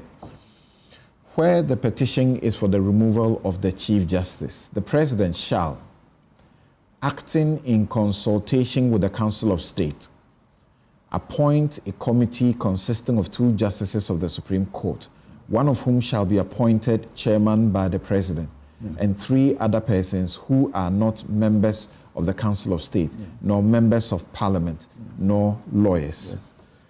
There is no a requirement for the President to make a prima facie. Absolutely. Then a J. Chung, yes, in 2005-6, correct? Yes. Comes in to say there must be a prima facie determination to be done with the Council of State. Yes. Senior Uncle Okujeto tells us that they, the Council of State, are the ones who do the prima facie. Yes. As we are learning, there appears to have been some voting with some people or one person abstaining within the Council of State. Is that correct? Yes, that's what we have been advised. So how do we say prima facie is the decision of the President? The reason why I say this is that what is law and what is practice can differ. The Supreme Court is telling us that when the President must make a decision in consultation with the Council of State, it is the President's decision. He's only consulting and may decide whether or not he's bound by it or not. That has been the position that the courts have taken us to. Now, there's no reason which would prevent a president saying that because I want no hand in this, I'm going to entirely leave the decision in the hands of the Council of State, which, from what we understand, appears to what has been done. Now, it is a serious case that the Council of State, appointed so, would by unanimity, excluding one who abstained, not voted against, decide that this meets the bar for us to establish that committee. We cannot rubbish those complaints or even insult the intelligence of the persons who have made those decisions. There is, in fact, 2 judges on it. One, the former Chief Justice, who has held that office before. Now, irrespective of our feelings as to whether or not what precedent does it set, where does it move us to, we must never deviate from the question as to whether or not so far there has been process integrity. Oh, yeah. So that's the beginning part for me. One of my biggest concerns, however, generally in this conversation, is that we are beginning to see this issue mirror our political divide. So can we establish one small point? If the prima facie determination was made by the Council of State, is the president bound or not bound? Legally, no, not bound. The president can say you have made a prima facie by what the Supreme Court has said. No, it's not advice. Pardon? So the Supreme Court says advice. So when you look at both GBA decisions and all, they have taken both the question of advice and consultation with and determined that the ultimate decision maker remains the decision maker. So by their own doing, they then put the responsibility on the president to make that final call. Okay. But it is prudent, as it seems to be the going practice, or at least what we imagine, that the president decides that I am going to abide exclusively by what the Council of State has done. In this case, we are being told that the president has decided to submit his decision-making to what the Council of State has done. So this is, in fact, a decision that, well, even though legally the president owns it, practically, this is a decision made by the Council of State. Yes or no? The president can say, prima facie, I don't take it. So what happens? So that's the problem. So I need to take a quick break. So we have been boxed into a corner where we have to reconcile what the Supreme Court is telling us on the implication and meaning of... No, I need you to agree or disagree that when if the Council of State is the one that does the prima facie, they can finish and say, we have found that the Chief Justice should come and answer in a committee. And the president is entitled to say, I don't agree with your prima facie. Is that correct? I don't think that the president that's what he just said. Advised. A president can say that, but I don't think that a president well advised will do that. Because clearly you'll be setting yourself up against condemnation by the people of the country. Imagine the president says, I don't take your prima facie, then what happens? He will make his own to establish that there's no prima facie, so no committee should be set up. Well, in fact, it seems to us that the petition against that brought the last time was brought by Kwekwaza. We don't know actually what the Council of State recommended. What we know is that the president says I have consulted and I have made this decision. And some people has given us more information that they did it. Decisions in terms of the are not made public. Yes. It's not made. It's difficult to say. No, I'm asking a practical issue. Yeah. If it's the Council of State that makes the prima facie, and you suggest that the president can say, I don't take your prima facie, what happens? That's why I don't think that in the case dies. That's what I think. No, it's really dangerous. How will it do? It's very dangerous. This is the loophole. Thank you. And the Constitution will not have been breached. Very dangerous. Uncharted territory. I have never disagreed with Judicial. Yeah. I know that it is the consensus of people. We'll take a quick break. We'll be right back. I don't agree with Judicial. Dangerous, but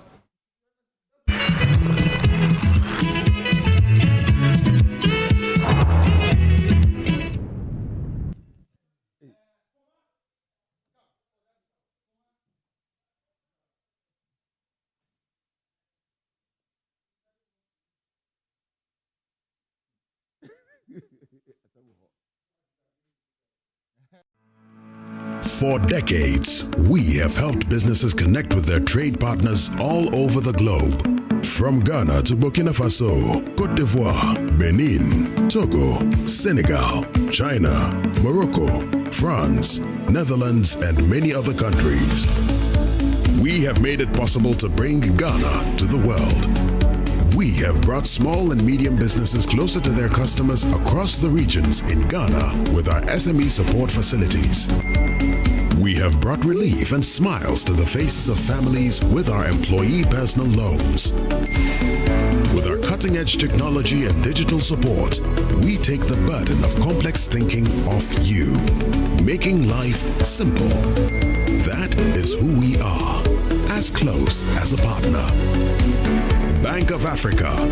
We are indeed the African bank with the global reach. Ladies and gentlemen, we're going to demonstrate to you the superior properties of Flamingo paint.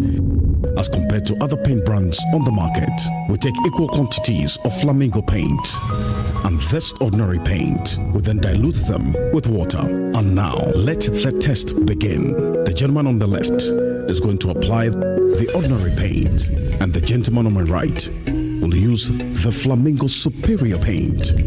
As you can clearly see, Flamingo has the obvious better hiding.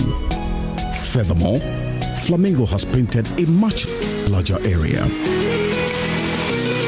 You know, one bucket of Flamingo paint is equal to several buckets of any other paint brand on the market. Flamingo paint is made with superior formulation to give superior durability, superior hiding, superior coverage. Flamingo paint, simply superior.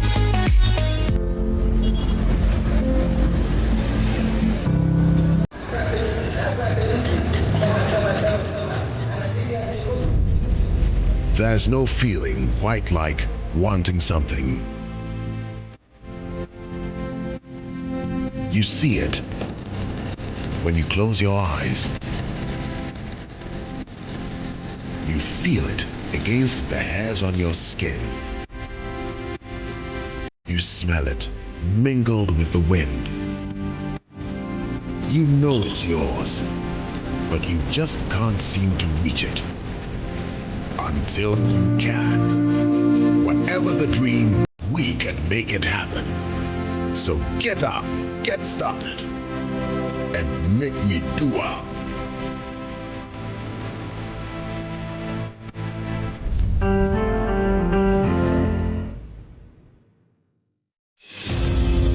Hello, esteemed CEOs. Join us for the highly anticipated 9th Ghana CEO Summit and Expo on 26th May 2025 at Kempinski Hotel, Gold Coast, Accra from 9 a.m. to 5 p.m. This biggest business leadership conference offers actionable insight and strategic opportunities for topmost CEOs and policymakers. This year's theme, leading Ghana's economic reset, transforming business and governance for a sustainable futuristic economy. We'll focus on transformational leadership to reset Ghana's economy through sustainability, digital innovation, and governance reforms. Be inspired by the special guest of honor, His Excellency President John Dramani Mahama. Key sessions include CEO presentations, master classes, keynote plenaries, the CEO Excellence Awards, and more. Register today at GhanaCEOSummit.com to secure your spot. For inquiries and sponsorship, contact 0546 391 970 or email info@GhanaCEOSummit.com. Powered by Ghana CEO Network in partnership with Deloitte, PwC, GIPC, SIGA, and Multimedia Group. Ghana CEO Summit. Be inspired.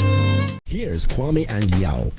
After hours of planning, both have locked in the same perfect multi-bet. Big win for United, over 1.5. And both teams to score in the London Derby. But who could have picked Leicester over City? Or a high-scoring game at the Bridge? There's nothing worse than having your perfect multi-bet missing. But there's nothing better than having it saved. Bet saver. Win, even if your bet misses.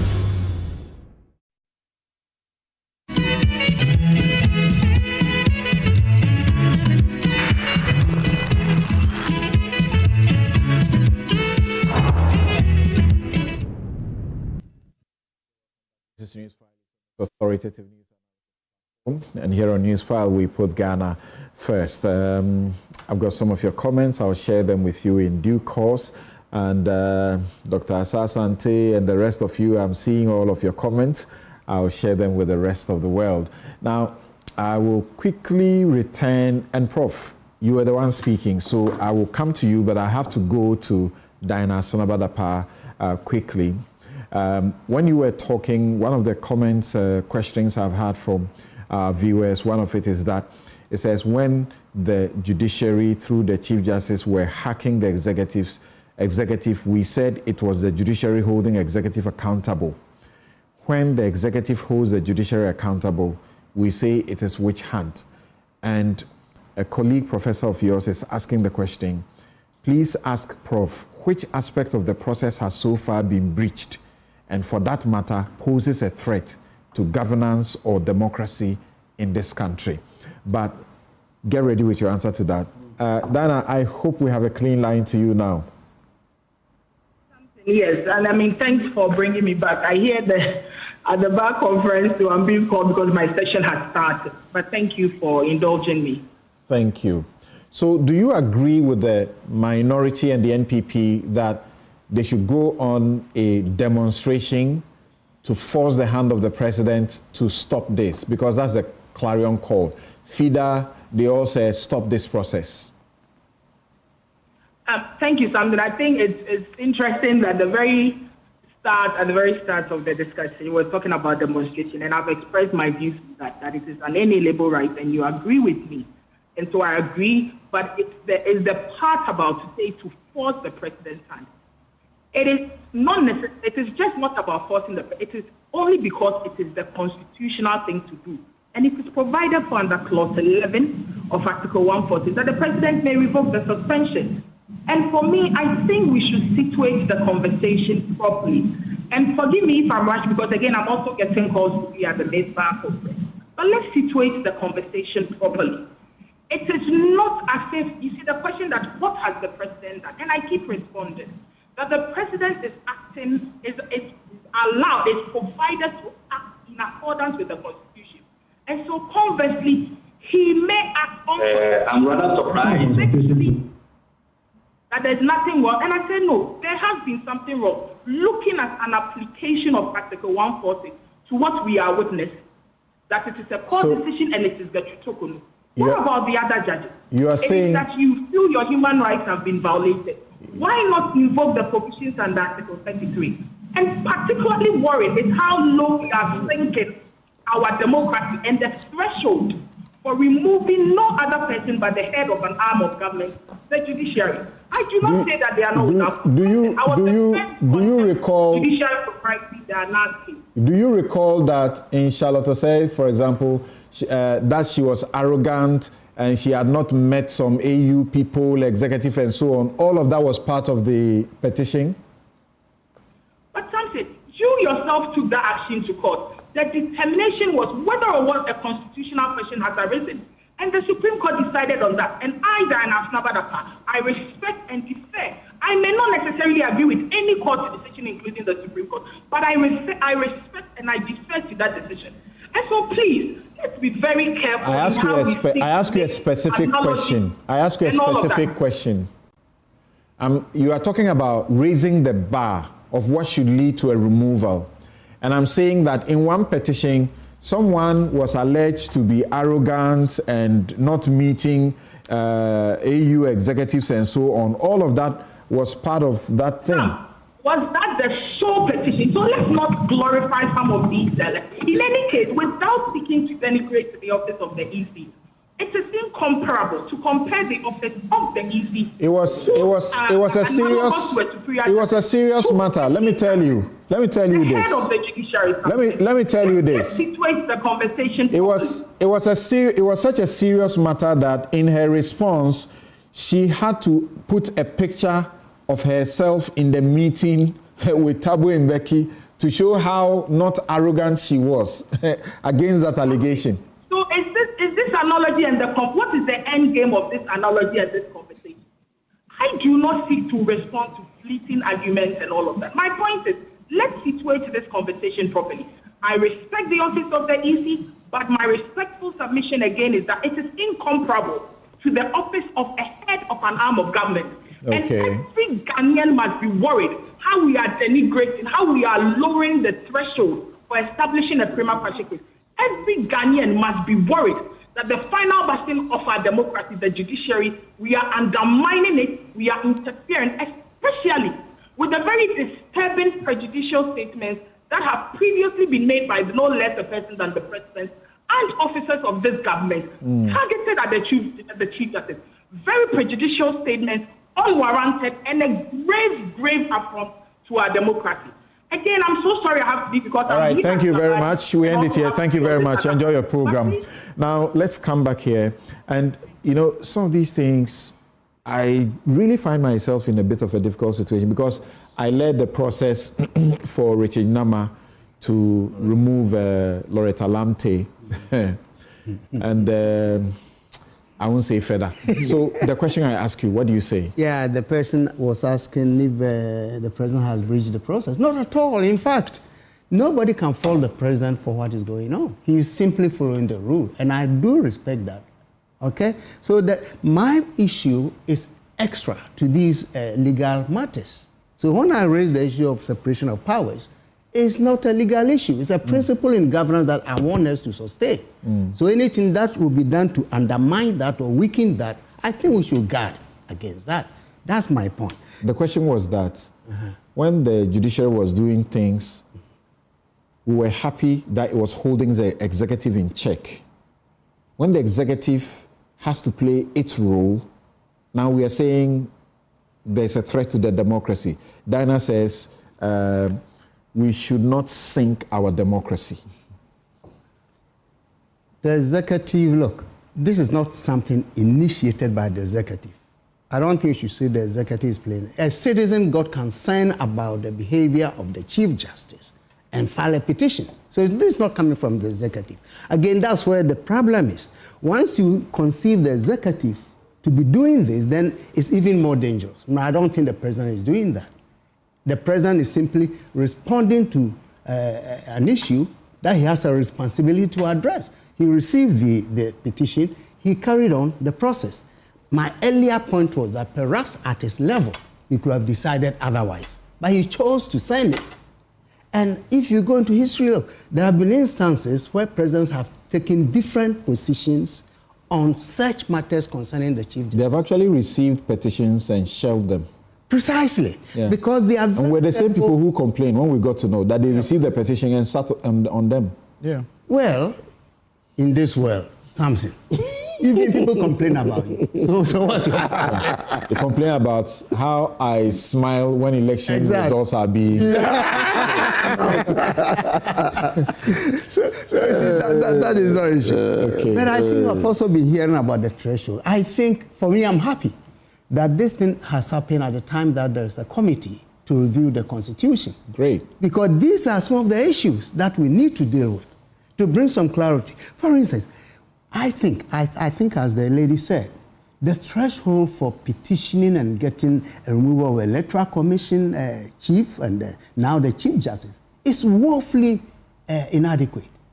You see, for the president and even his ministers, it has to go to Parliament for 2/3 majority to accept before anything can be done. In this case, a single individual or individuals submit a petition, and then the Chief Justice is obliged to respond to each of them. Then, of course, the process, as you say, is now ongoing. I think it's not a proper way to manage a problem having to do with a Chief Justice. Maybe my conception of Chief Justice might be a little bit exaggerated, but if I consider the fact that Chief Justice, President, and the Speaker, these are the three kind of centers of our democracy, then I have to be more careful, especially looking at the principle of separation of powers. That's my concern. So I'm not here, earlier you thought it was being political. No, I'm not. Look, the president has not done anything wrong, but the whole process, as we have it today in the Constitution, needs to be reviewed so that we can streamline and raise the bar. Look, in some jurisdictions, you know that this petition should have been backed by a certain number of signatures to show the widespread disapproval. I know of a poll that came out to say 42% or whatever. But if you can attack... That was unwarranted. It should not be allowed. How do you do a poll and poll people who do not know the content of the petition? Thank you very much. Thank you very much. That's why in some jurisdictions, they require that your petition should be backed by maybe 100,000 signatures or 10,000, whatever the number may be determined. It will show the gravity and the widespread support for that particular movement. But if you get one clever lawyer, like my brother here, to write a beautiful petition and note all these things and submit, that alone then kind of ignites the process to remove a Chief Justice or Commissioner of Elections. So I think But the allegations that people make, they will be required to prove them. And the parties that the allegations are against will be required in the process to challenge them. They will cross-examine the people. They will vet their evidence. In practice, Samson, in practice. We've seen it before. So in the case of Charlotte Osei, how many people went forward to dispute it? How many, in terms of society, how many civil society sorrows? No, I'm talking about the main process. You will know how many witnesses were called in the process. I've done this process before, so as we speak, my mind is in the committee room and how the thing was done. Witnesses called, cross-examined, evidences procured, and how they were used and so on and so forth. Yeah, I agree, but still, I think we need to raise the bar for petitioning and the petition being accepted by the president when the Chief Justice does something wrong. Yeah, Oliver, what do you say? So when I led Kwekubako to the Supreme Court, Dana says we raised matters of constitutionality and the court disagreed, and she agrees with that decision. In fact, there's no decision that you find and read. That process in that courtroom, I don't want to ever speak about what happened on that day. But there's no decision that you can find and read what happened to that case that was filed. Why? Yeah, that's part of the judicial impunity. You know, in that case, we were raising the question that they should help to define, there should be rules pursuant to Article 296. There should be an instrument to define how these petitions are managed. We should define what is incompetence, what is status misbehavior, so that if I commit, say, another infraction, a procurement infraction, whether the procurement law should be used to deal with me or it should be basis for my removal. That's right. We asked all those questions. In fact, I remember, I looked at the judges and I said, you are endangered if you don't allow the process to provide for rules. And I remember some of them replying me, we'll take care of ourselves, leave us alone. Yeah. Is the threshold too low? First of all, I don't necessarily agree that the threshold is low for the question of determining whether or not a committee ought to be put in place to investigate and, in fact, test whatever allegations are being made. Because if we continue to view the process as starting and ending when the president makes a prima facie determination, would be led into that thinking. One of the first times I discovered was based on the article you had written as to the first person this was exercised against, James Opon, or I think... Yeah, James Opon. James Opon. Deputy NCC. Jacob Opon, correct. The allegations against them that went to the Supreme Court was one, that Larry Bimi then, as chair of the NCC, had asked him to swap offices, which he refused. And the second one, that he had made a sexual advance in respect of a staff. The Supreme Court considered that these were grounds which are sufficient to meet the standard of misbehavior. This was the Supreme Court's decision. Okay. Now, we are all trying to avoid going into conversations around what the petition entails. It is very difficult for me to say that the Chief Justice, allegations of financial impropriety were made, irrespective of whether or not the persons have provided proof, because that's for another process. The Chief Justice has been engaged in removing and transferring judges of the Supreme Court for reasons other than administrative efficiency. That it is alleged that it is influenced by other reasons. Whether or not this is proved, it suffices for us to inquire more. That's my question. So the bare allegations, should be enough. For me, the allegation, as long as an allegation is credibly made, this is not the point where you have to test and retest the evidence. If we transform the presidency into where he must shift through evidence and give evidential weight, then we are even politicizing the process more than it's required. There's a reason why in one instance it's only a conveyor belt, because we don't want it to be politicized. In this case then, if the Supreme Court has determined, those who can look after themselves, have determined that the president should be involved in determining prima facie case, I do not want a situation whereby, in the same way a president can be displeased with a Chief Justice, a president can be pleased with a Chief Justice who does his bidding, and for which reason he will be interested in keeping that Chief Justice in office. So if there's another layer of a process, then all those who have made those allegations will come forward and then prove that allegation, and it is fair. I am extremely disappointed, in fact, that the process and the muddying of the waters is being led by the former Attorney General and the Deputy Attorney General. I think that their role in this process has not enhanced the credibility of the process, but only undermined the integrity of how we should go forward. And some of the comments that the Deputy Attorney General was making on there, I am shocked to hear her speak like this. Because all of us here even have known, the wisdom of restraint as to where we want to talk about the process generally, without even going into the substance of allegations and determining on our own basis whether or not that suffices. So some of the positions he has taken I find them shocking. Even the suggestion that the Chief Justice was a member of a panel, and for which reason we cannot isolate misconduct by one individual in the power, flies against everything that we know in law. The fact that 4 people have been accused of a crime, it is no defense to say that one of them has been brought before a judge, and so for which reason you should be excused from liability. I don't know. No, but is it not fair to say that they have done something collectively? The question is... A decision collectively, and then you single one out. The question whether or not in terms of a collective decision. The question here is not whether or not the Chief Justice was wrong to make a decision. It is interrogating the process by which she made a particular decision. That decision and that determination, we can be sure that Justice Poamang, Justice Asiedu, and the 3 other persons who have been brought on board can reach those decisions fairly and determine that as for this is out or on. But importantly, there are 3 petitions before the Supreme Court. Even though we say there are 3 petitions, in fact, the allegations are more than 3.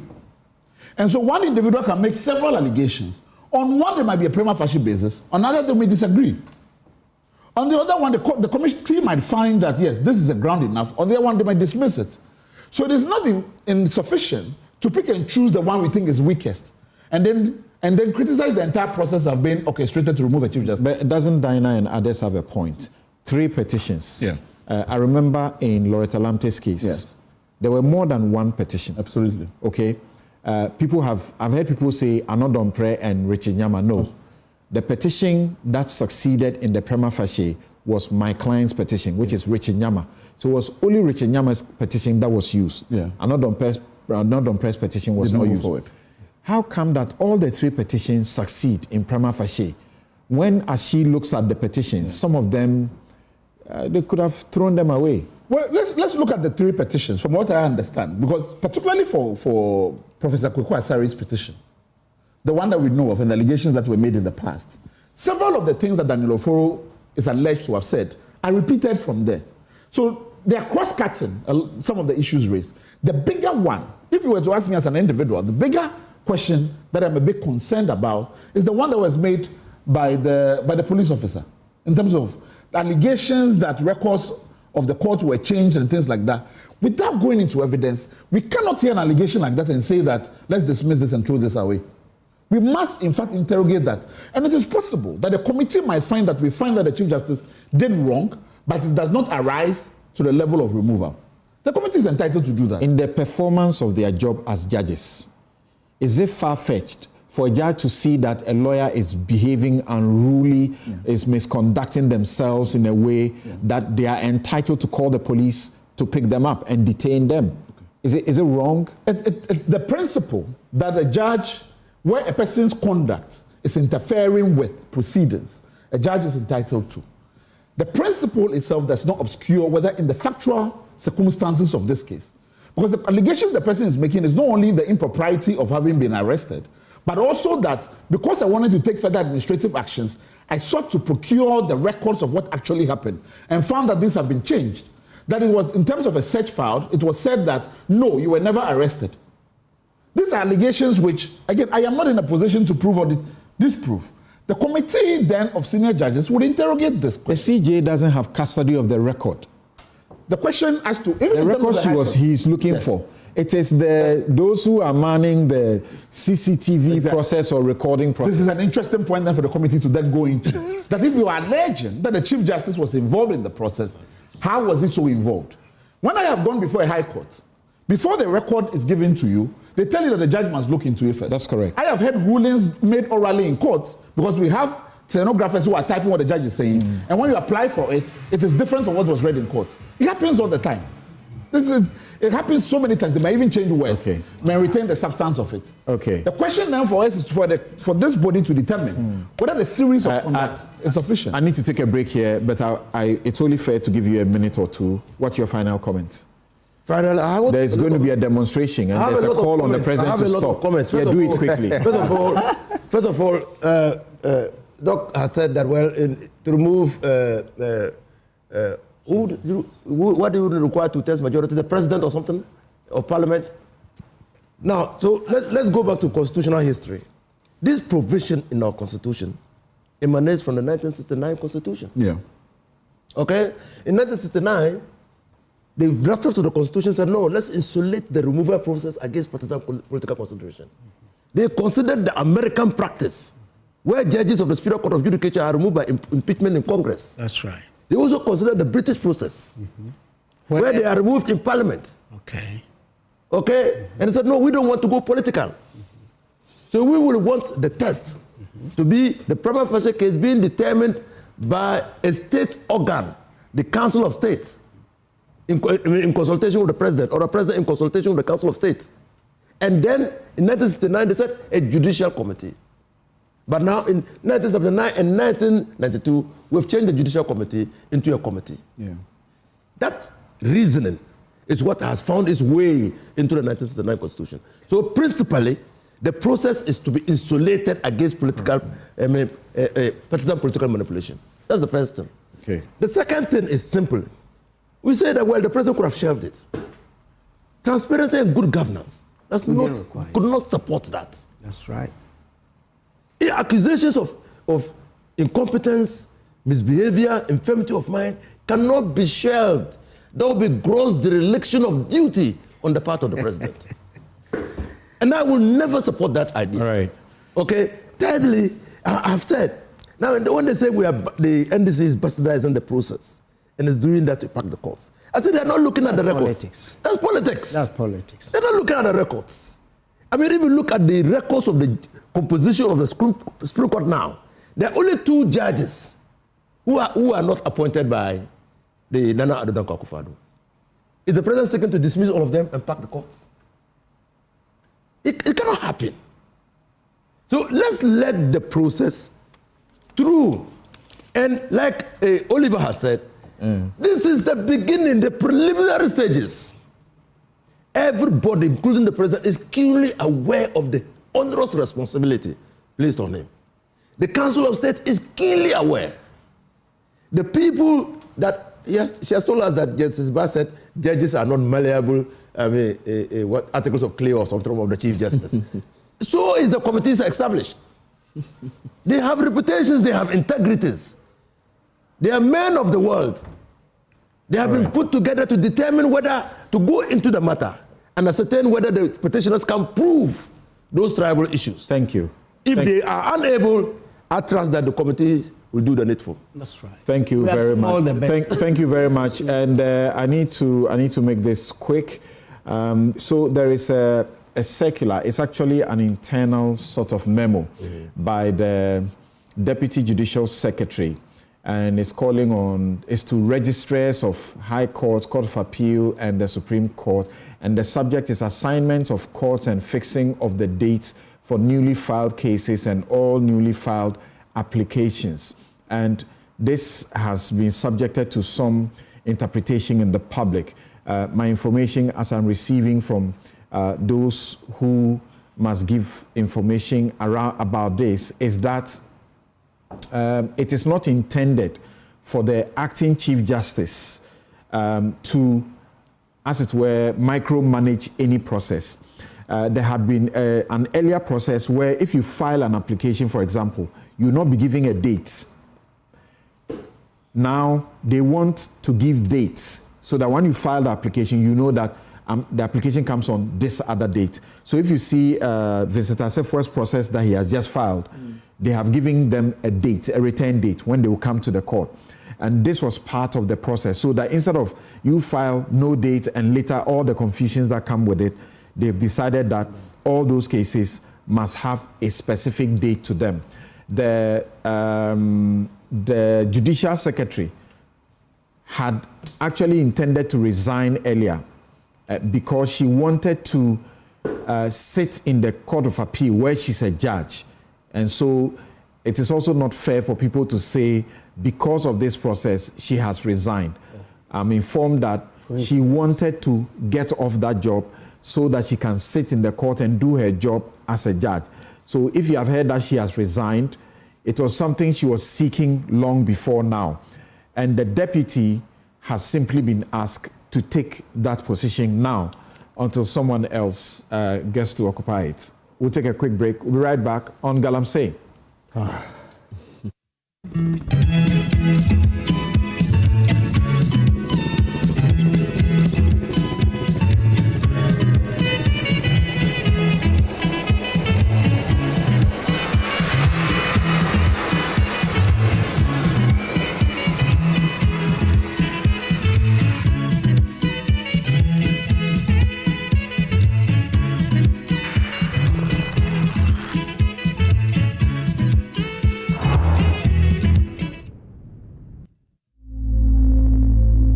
Imagine a family without a home. Imagine a song without a voice.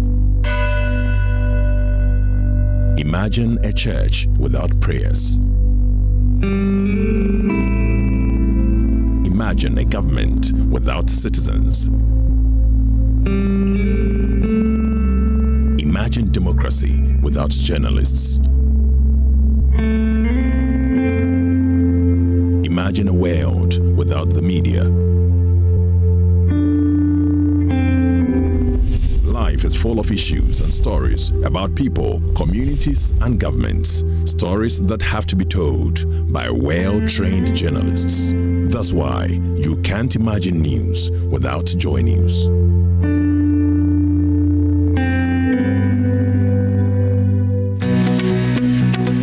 JoyNews, in partnership with an amalgam of professional bodies, proudly presents the next edition of the Public Speaker Series.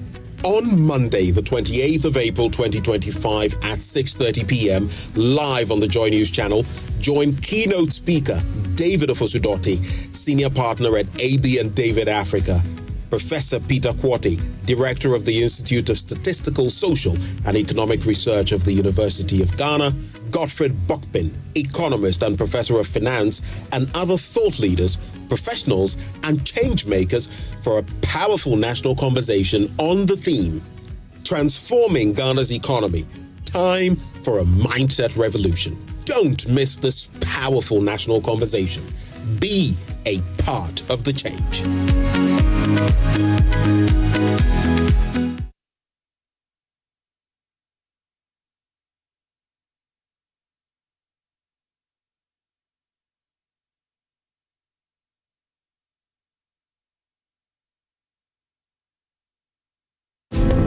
Looking at somebody who is strong, muscular, does not mean the person is healthy. When we say fitness, what comes to your mind as a dietitian? Fitness allows your body to work in the right manner. It allows your system to function the way it does, and there are a lot of things it prevents when it comes to health issues. How do we get to know that we are fit? Okay, so a simple test is you checking on the person's fitness level. When we talk about obesity and fitness, when there is sedentary lifestyle or when there is no fitness activities in your life, then there's a possibility of you gaining weight, depending on the metabolic rate. There are people who have high metabolic rate and people who have slow metabolic rate. So if you're an individual that have a very slow metabolic rate and there's no fitness activity in your life, then there's a very likely possibility of you becoming obese. Consulting Room 5 airs on the JoyNews channel on Saturdays at 3 p.m. and on Sundays at 6 p.m.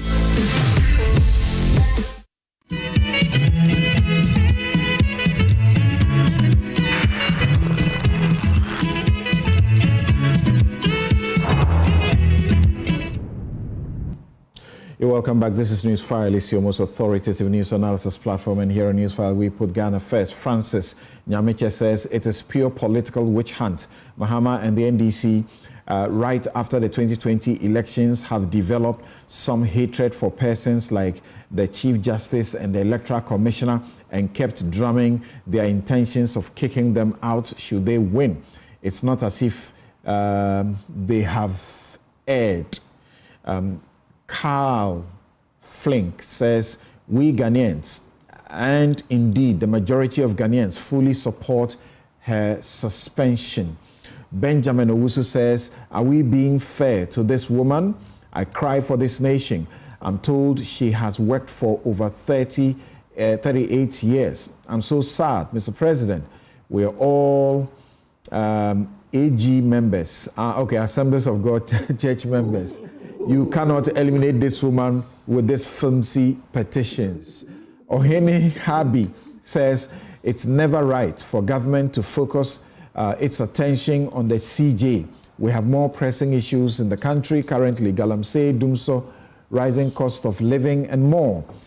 Excellence reigns says the suspension is in the right direction and there is nothing wrong with suspending the Chief Justice. There was so much bias in the justice system and it needs a major reform. Emmanuel-ATTA says she was too political instead of being independent. None of the purported petitions you have read have any of these lines that she was too political. The women's advocacy government is sacking women from office. And finally, Joe Eric, assuming what Sami Jemfi put out as excerpts of response from the CJ is true, one must ask, where did he get the document from? And who is leaking the document? This is unfortunate incident, and it's marred Professor Azan's petition in 2024. Thank you very much. I've got some of you who have sent messages to me privately. Unfortunately, I'm not going to read any of that. Look for the platform and put the message there. I'll read it from there. Remember, I'm capable of manufacturing messages. All right, so let's go to Godfred Akoto Boateng. Godfred, thank you very much for joining us. Thank you, Samson. Good morning to you and the other panelists in the studio. Great. We want you to help us with a different perspective to this Galamsey fight. After hearing the minister cry at the press conference, we don't know whether he's overwhelmed by what he's seeing, but when he was in opposition, he joined us to do the Galamsey fight campaigns. We were saying there should be a repeal of the LI. He was all with us. Suddenly, he doesn't think it should be repealed. Is that why he's crying? So now tell us, Akunta Mining, 3 people had petitioned, Ken Ashigbe, Kwame Sapong-Asiedu, Martin Pebu. They had petitioned with evidence coming from the government itself that he should be prosecuted. He was never prosecuted. Now, there's been a raid at his place and his accounts have been frozen and so on and so forth. Show us what you think is a new path that gives us some great direction to fighting the Galamsey. Thank you, Samson. It's a big issue when it comes to Galamsey, and those of us on the Super Morning Show, we've been looking at historical Google satellite images. We've been looking at Ghana's mining data when it comes to some of the maps by the Minerals Commission. And we've been trying to think about how to approach this differently. For example, holding the government accountable. How do we prove and show that the Galamsey fight is not making any gains using satellite imagery or GIS? What really are the issues when it comes to gold, our environment, wealth creation and production? Now, this map you see on the screen as I'm projecting is the Ghana Gold Deposits map, right? And this is by the Minerals Commission. It's on their website. It's public information. If you go to the Minerals Commission website, you look for Ghana Gold Deposits of Ghana. You should see this. And it comes with a lot of text to explain the historical background of gold mining, where mining sites are, the various nuances and all that. And if you can see the mouse on the screen, if you look at the southwestern part of Ghana, that's where a lot of our gold deposits are. So the alluvial prospects, they are there. The gold prospects, a lot of them are there. And your current gold production activities are also happening in the southwestern part of the country. So from the Achim area to Obuasi, to Takwa, to Pristia, to all these areas, those are where you see the mining happening. Now, we also ask ourselves, when we say people are mining in forests, reserves and forestry resources, why is this so? Now, if you look at this interactive forest map of Ghana, you will see that all the major primary forests and forest reserves are also in the southwestern part of the country. The main forest reserve, which is not really in the southwestern part of the country, but it's to the west of the Volta Lake, is the Dija National Park, which is somewhere in the Afram Plains area. And then you see the Mole National Park also up here. So it is evident that a lot of our gold deposits are found in our river bodies, our streams, and in our forest areas. And so that is the challenge. For any gold to be mined, some kind of vegetation must be affected. So from all the big mining companies to the small mining companies, that is happening. Now I'm giving you this background so that if I'm showing you images of our water bodies and our forests being mined in, you know that people are mining there because practically, if you look at the Permian Basin, the Botean Basin, and the Taquian basins, the major basins in Ghana with productive gold deposits, they are all within the southwestern parts, and they are also all largely covered by forests. Unfortunately, we've lost millions of hectares of our forest resources over the past years, and we are still going to lose. Now, you mentioned Akonta mining, and Akonta is somewhere in Samraboy. So I'm zooming in to Samraboy to give listeners a sense of what has happened in that area over the past 2-3 years. And a reason why Erastus Sasaredonko doesn't sleep and is always in the forest monitoring activities of mining. Now, if you can see this map, I've zoomed in and there's a dark green area. This dark green area is part of the Tano Forest Reserve, so the Tano Nimri Forest Reserve, all the various sections of the Tano Forest. And you see a line from Samraboy coming all the way down, meandering through the forest and the hills, coming all the way down. That line you see is the Tano River.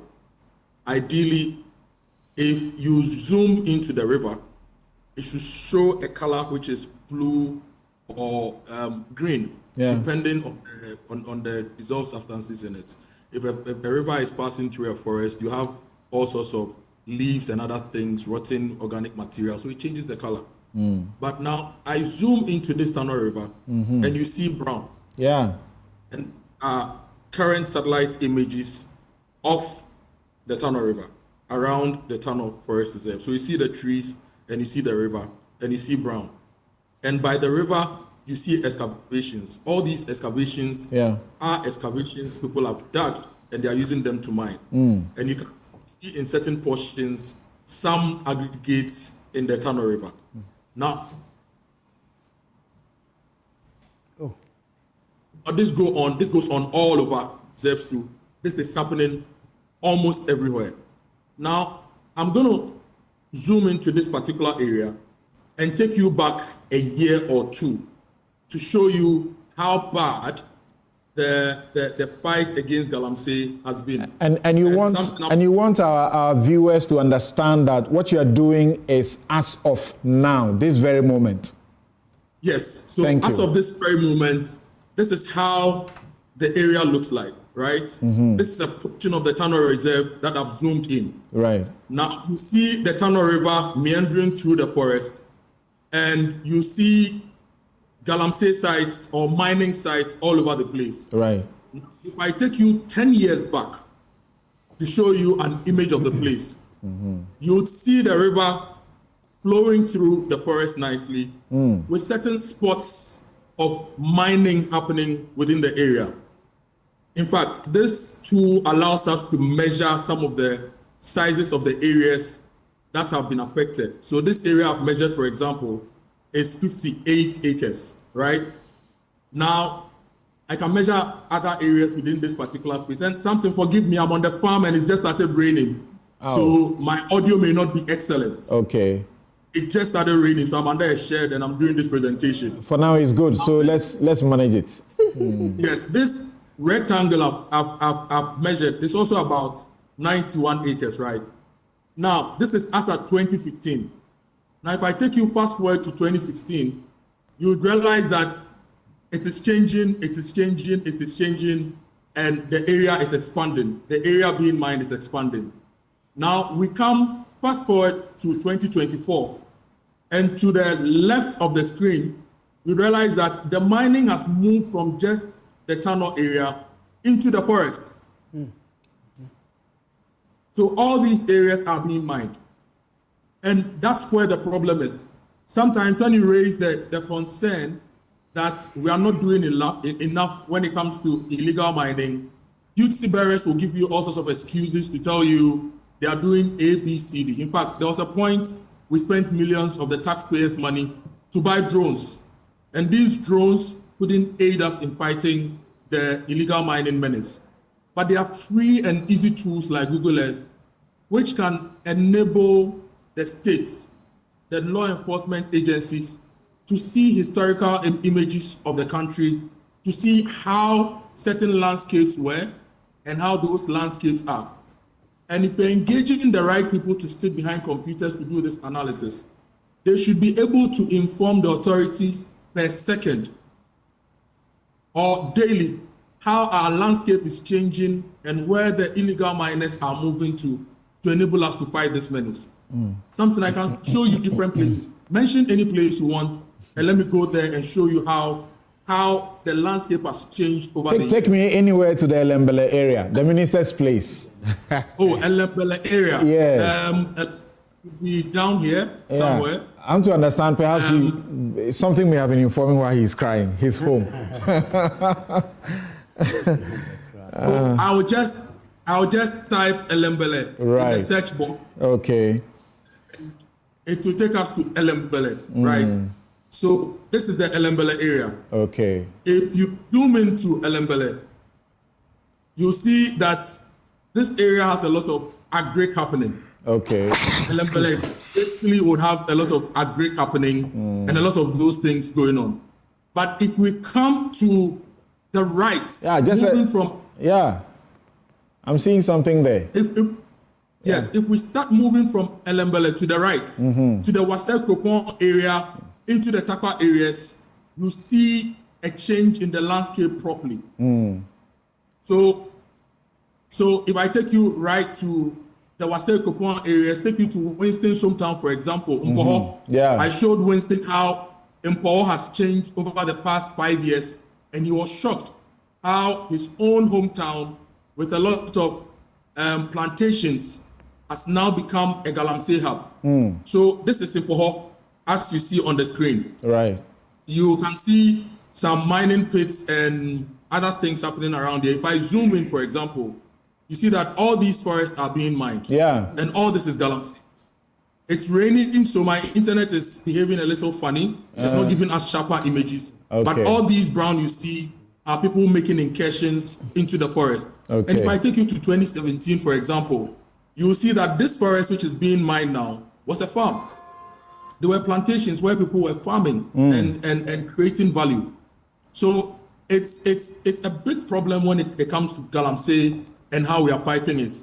And I would advise that the current Minister of Lands and Forestry, look, Google Earth is free. It's a free resource that you can use with this team. And luckily, we have institutions like Geological Survey Department, Land Use and Spatial Planning Authority, with people who are very good with GIS technology. They can help. The other thing is that we can subscribe to platforms like Planet, which will give you daily insights with satellite imagery.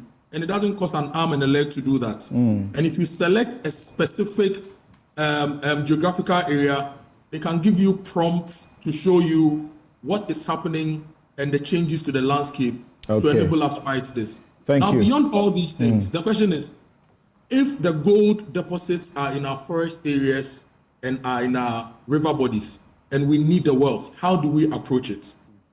Should we say that we won't touch our forest, we won't touch our river bodies and extract the wealth?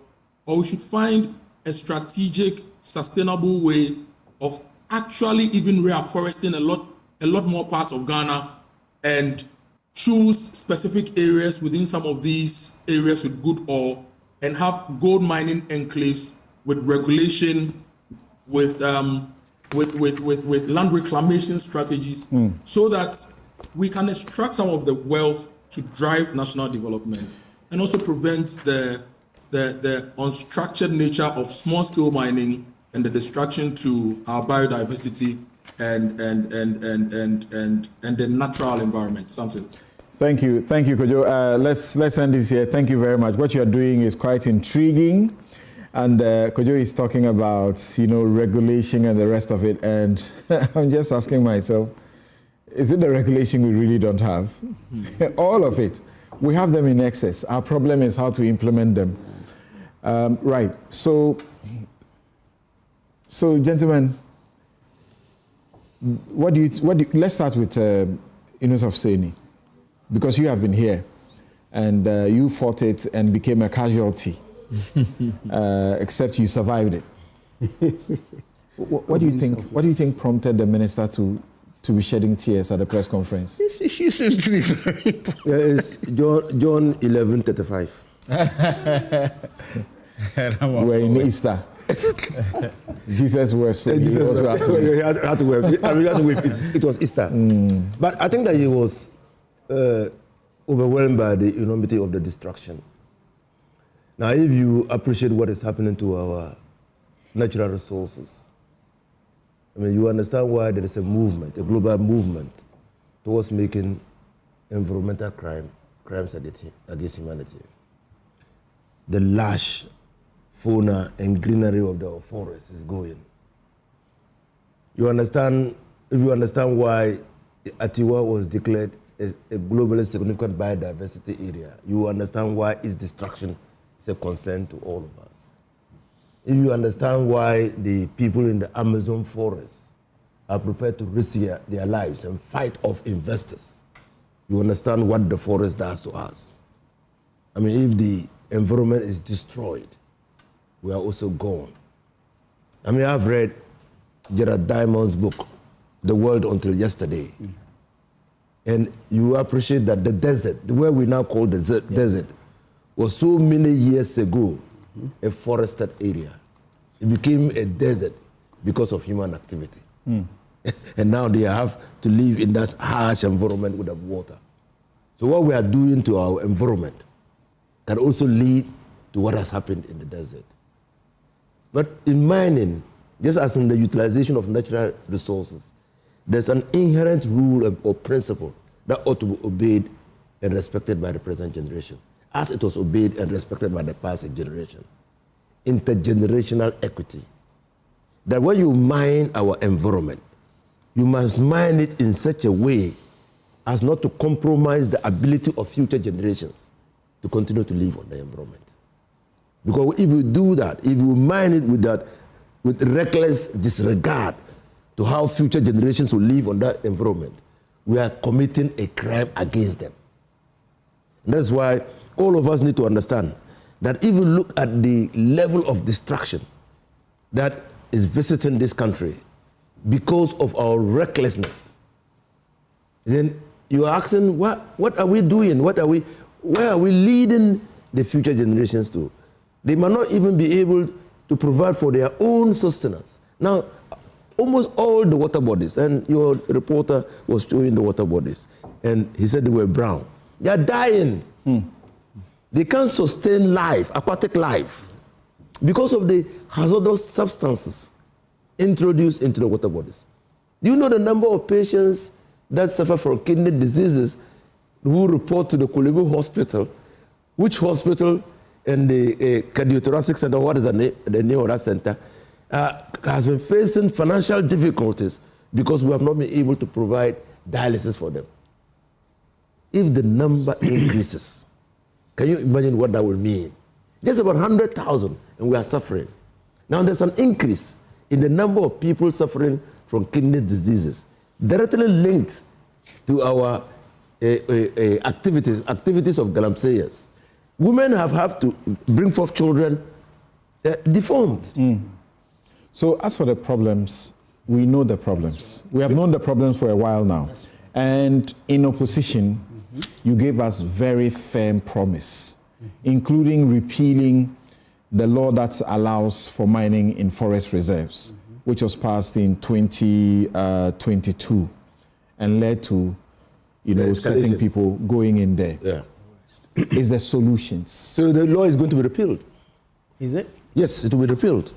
I mean, I think that it's a matter of moral integrity on the part of the president. He has said, I will repeal the law. So now you have changed from amendment to... The law is going to be repealed. Okay. And Sami Jamfi said that 2 days ago. It's going to be repealed. LI 2462 will be repealed. Beyond repealing that, you joined us in the crusade for a state of emergency on our water bodies and also in our forest reserve. Actually, the Pope that is being buried today, Pope Francis. Yes. He was very heavy on the matter of ecocide. Yes. We had the Metropolitan Archbishop, Bonaventure Kofi, actually also rallying Catholics, and we went on a demonstration about these things, calling for the state of emergency to be declared. I joined you even in studio, and that's why I was from the studio when I heard that my brother and the Democratic people had been arrested. Right. I moved straight to there with a second thought. And that led to the establishment of the Protest Legal, a group that offers free services to those who engage in civil actions. Because we need to protect the environment. And I joined you in saying that we should call for a state of emergency, because that will allow us not only to deal with those who are presently on the land, but also those who have even acquired permits legally. Because when you declare a state of emergency, you freeze all rights. So the accrued rights will be frozen. And then you can go into the forest to deal with the people who are there. So when will the state of emergency happen? That is why we are bringing the president's attention to the fact that, look, what we promise the people, we should go by it. In fact, if there's anything that will affect us as a government more in this time of John Dramani Mahama, will be our ability or inability to fight illegal small-scale mining. He should declare the state of emergency on our water bodies and on the forest area, forest reserves. Okay. It will no-go area. Okay. Then the demonstration may not become necessary anymore. Why doesn't he do it just today? Yes, Oliver. First of all, since you've ended on the demonstration, let me say that the question of citizens' involvement in the conversation is extremely important. Yes. And irrespective of how so many people feel that the government is taking some actions and for which reason citizens should not mobilize to put more pressure, I completely disagree. I believe that more and more people should be coming into the streets. I think that people in Galamsey areas should also be calling the government's attention that the state of emergency and the temperature for it would even rise by how much civic demands are in the space for it. So far, I mean, even when the former president was on, I had taken a more nuanced position on the state of emergency issue, because I am still quite apprehensive about there's a need to define the framework of it. I have heard so many people, and I've written about this, that I am continuously afraid when people say that a shoot and kill approach is the only No. So if that is the understanding people will have of a state of emergency approach, I have been a bit apprehensive about it because of human life. But it doesn't mean that the parameters cannot be defined. It doesn't mean that we will not be able to understand significantly why it is necessary, what the government intends to do, and the due process questions that will be involved in that. But also importantly, the only defense we have, the only thing that the government has said on this issue is the purported statement which was attributed to Mustafa Bande, where he was saying that investors will be queasy. When I wrote about this, he called me and said, in fact, his words had been misreported on the issue. Whether that is true or not, the question is, what is the government saying about it, and why does it think it would not help? That question has not come up, so we can engage it sufficiently on that question. The problem I am having, why I'm even more scared now, that, you know, our law firm has joined a number of organizations, Arocha Ghana, Wakam, the Nature and Development Fund, to be doing trainings in those areas to gather more people who will be community agents. I just returned from one yesterday. We were away for the past 2 weeks. The level of despondency in those communities is huge. The belief that we can't do anything about it, yes. Because the state is not invested in this, our chiefs are behind this. If you speak up against it, you are isolated. People have lost the will to fight. That is scary. So we have gotten to a point where we continue to ask ourselves, if this is terrorism, is this the way in which the government proposes to fight terrorism? Because these are not my language, this is the minister's language. So if we are saying that we are dealing with a Boko Haram level of attack on our country, then we are not seeing the same level of response. This is where people's fears and apprehensions remain. So for some reason, this is what I have been saying, that we have been used to dysfunctional politics for a long time in this country. But it seems to us that our politics does not know where to draw the line and say that on this issue, we are facing an existential threat. And we must rally and do everything that it entails. So I don't mind whether it is political parties on the streets, I don't mind it is nursing mothers, whether it's a prayer walk. We must all descend on government, and we must all keep the temperature and the pressure high. For this should be the one thing where we say that we Ghanaians will not allow this to happen to us. Prof, the Archbishop I just referred to, I think this week, and the Catholic bishops have been very consistent on this matter. They have repeated the call now that John Mahama should act to his words. Is it not easy for him now because those who were in government previously, who were against the state of emergency, suddenly they think the state of emergency is important, including the Lands and Natural Resources Minister, who was very clear that a state of emergency was not what to be done. Now he believes it's what we should do. So it's easy for the government to do. Why are they waiting? What are they waiting for?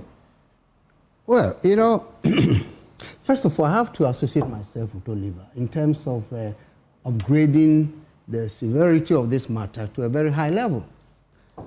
And it is a threat, and we don't need to repeat it. In fact, we've spoken too much about this. Action is what we need.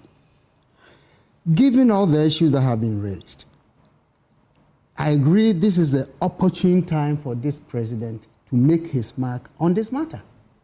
And I will suggest, first of all, a national dialogue on anti-Galamsey. And the reason I'm saying this... Another one. Have we had one? Yeah, we had one. We had one or two so far, and but not under this government. Under this government. Oh, yeah. I'm talking about action-oriented dialogue. Not that one. No, that was a camouflage. You see, with the objective of radically developing a policy that will address this, I think all political parties, to avoid this notion of partisan approach to this. Now, let's have all the political parties together, civil society, and everybody, the chiefs, and sign a national pact. A national pact indicating that this is a matter of the highest national interest. Now you come to the issue of emergency. In fact, I spoke to some military generals, friends of mine. Emergency has serious implications, and I think that's what Oliver was saying. You're dealing with a serious problem. Yes. No, there's an easy and faster way is to declare security zones. When you talk to the soldiers, they'll tell you, security zone doesn't take you through the long process of declaring emergency. All you do is to declare those zones, especially where the matter is very severe. Let the soldiers go there, more or less like you condone it, and nobody enters. That requires only a decision by the national security, not Parliament, because state of emergency requires parliamentary approval. Yeah. Exactly. So if we did that immediately, I hear they form something like blue wall. The state of emergency is not difficult for this government. If they do the initial declaration and go to Parliament for a confirmation, they will get it. They have the numbers. But something, the effect to be the same. No, for any attempt to give an excuse that it's a difficult process. It's not difficult. For a government that has the absolute numbers in Parliament. Oh, yeah, I agree. But see, when you declare state of emergency, the terms of reference for the soldiers will be different. And that's where perhaps he was expressing concerns about certain human rights abuses that may occur. But if you declare a security zone, anyway, we can let the security people sort that out. But more importantly, I think we are talking about the need to quickly have a policy on the mining sector, and not what we have in terms of having this gold board, but a policy that will establish how we approach mining overall in the country, in addition to stemming the problems of Galamsey. Because, in fact, there's one initiative that I like about this government, and I've heard it said many times, at least by the Deputy CEO of the Mineral Commission, where I think efforts are being made. I think the President also mentioned that recently, that it's time for us to begin to have the mineral sector under the control of Ghana, so we can derive all the benefits to the country. I'm in support of that. But I think we need to blend that in the new policy and then define new approaches to mining. In fact, with the small-scale mining, again, I'm not sure about the policy, because having the gold board to encourage the procurement of gold from these small-scale miners. I don't know whether that encourages a small-scale mining Galamsey way, or that they are now going to clean it up and license properly. That's the purpose. Is that the purpose? That's the purpose. And then the action towards that should be immediate. That's the purpose. That's the purpose on the books by the new law. Yeah, that's the purpose. That's the purpose because you see, when you look at the why should I believe this purpose? Why should I believe this purpose? There are laws that says that no excavator gets into this place without being traced, because they are all going to be monitored, and yet they get in there. That's the purpose because, and let me track back and answer to you. There's a policy, there's a mining policy consistent with the African mining vision, which says that look, and that policy came into being, the African mining vision came into being in 2019. 1999. And it did what to us? So it's part of the policy.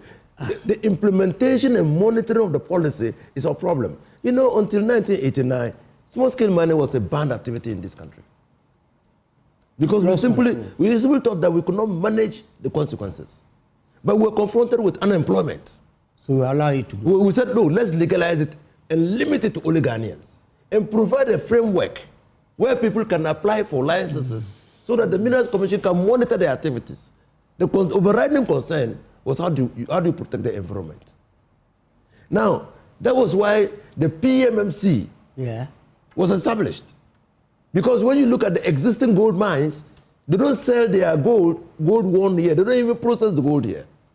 So if you legalize small-scale mining, you must create a platform, an institution that will buy the gold won. I have no problem with that, my good friend. I think we're talking about how we stop Galamsey as it affects them. So I was just giving the historical account. Okay. So when we started implementing it, then this notion of monopoly, granting monopoly to PMMC came up. I said, look, so World Bank and others liberalized the... But we had no structure to monitor where people were winning the gold from. We didn't have a Kimberley process, as is seen in the diamond thing. So people then, financiers then came up and gave money to people to win gold, and nobody was tracking how the gold was won. Yeah, okay. Now that we know we know all this, that's why the gold board says that, look, no one will be licensed to buy gold in Ghana. Right. Look, if you win gold, you must sell it. And it becomes a crime for anybody apart from the gold board to export gold. Let me ask Oliver, are you as excited as those other campaigners who are happy that the likes of Akonta Mining are getting into trouble now for...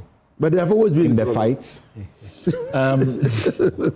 I am more disturbed, and I think I talked about this, by the fact that the Minerals Commission issued a statement claiming that they have been operating without parliamentary ratification of any mining lease and without any environmental permit for the past 3 years. This is not the first time we have raised this issue. And to think that we would have to wait for government to change for an institution that's supposed to be a technical institution, a constitutional body, to come out and say this is disheartening. And so we can't just say these things without any consequences to anybody. Now, of course, you have caught yourself then in a situation whereby it feels that everything will get a political thing or a partisan thing to it. Because those institutions that ought to act regardless of who is in power are failing to do so.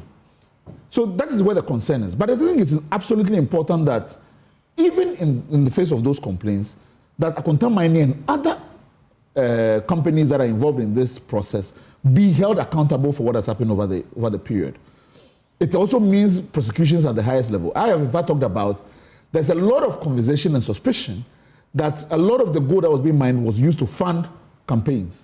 We must get into those conversations. Just because they are difficult doesn't mean we should not look into them. The CDD and Asila political party funding project discovered that a lot of the money was going into those areas. So we can't leave that to remain.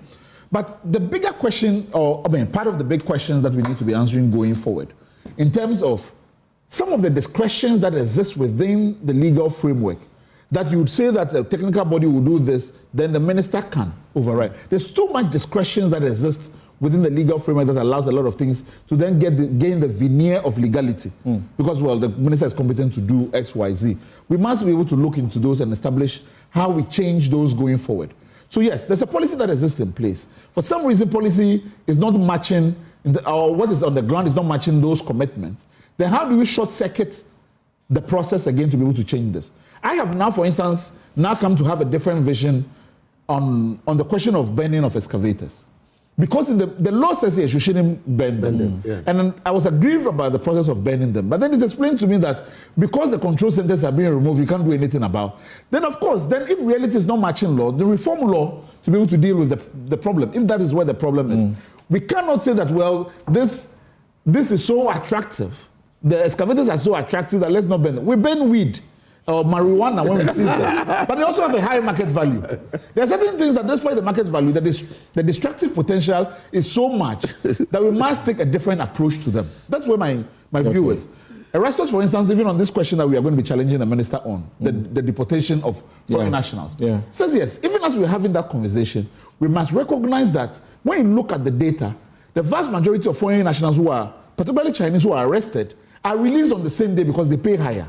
It has added up to the corruption network that exists there. So even as we are talking about the deportation, it means that, it's a Medusa-like problem. There's so many heads to this that the level of urgency that is pushing people to call for a state of emergency is precisely the concern. That the problem is too multifaceted. Right. Interesting there. Is it possible we can overcome this problem? It's possible. It's possible. Then let's have a straightforward action plan. Yeah, it's possible. Proceed. First of all, you need the political will to do that. That will. I've always said that. Well, even the starting point is the district chief executive. There's no reason why you pretend over a political district and you can't bring Galamsey under control. If you can't, then it should be part of your case. But the minister talks about something you may say is not new. He said that he issued a warning to large-scale mining concession holders who are hiding behind the legal leases to fund the destruction of our forests and river bodies. He says, we know some of your schemes were coming after you. Large-scale mining concessions are now rather involved in Galamsey. Yes, because gold prices have hit the roof. So artisanal mining is now, or surface mining is now profitable. Initially, large-scale miners did not mine, on the surface. Surface mining was not part of their distance. But gold hit 1,800. So no matter the expense involved in gathering sand and washing and doing things, you will still make profit.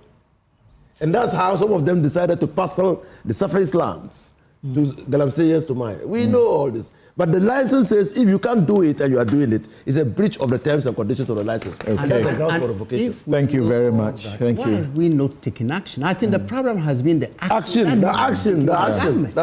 And I'm excited reading, people like is it Salam Mustafa, the national youth organizer of the NPP, joined the campaign, and he says they should declare a state of emergency. These were the things they campaigned. He said he was ready to come and beat us. And used against the new patriotic party.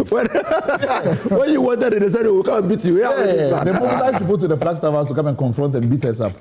The politicians, Anyway, God is watching us, and I hope that He's watching the politicians too. Just yesterday, a state of emergency was said, no. Suddenly, all of them say state of emergency. That's what you promised. And the assumption. J. Spar says the government in just 4 months has shown commitment. They must be commended. More to be done too. Yeah, we hear that, but we want the real things done. Excellence reign again, says John Mohammed's government has taken the fight against Galamsey so seriously.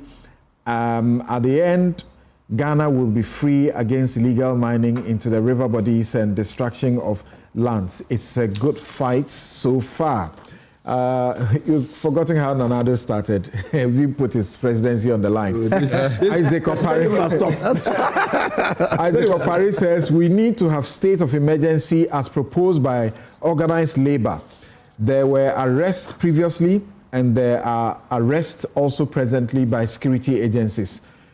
So arresting is nothing new. OFORI-ATTA says the government is doing well.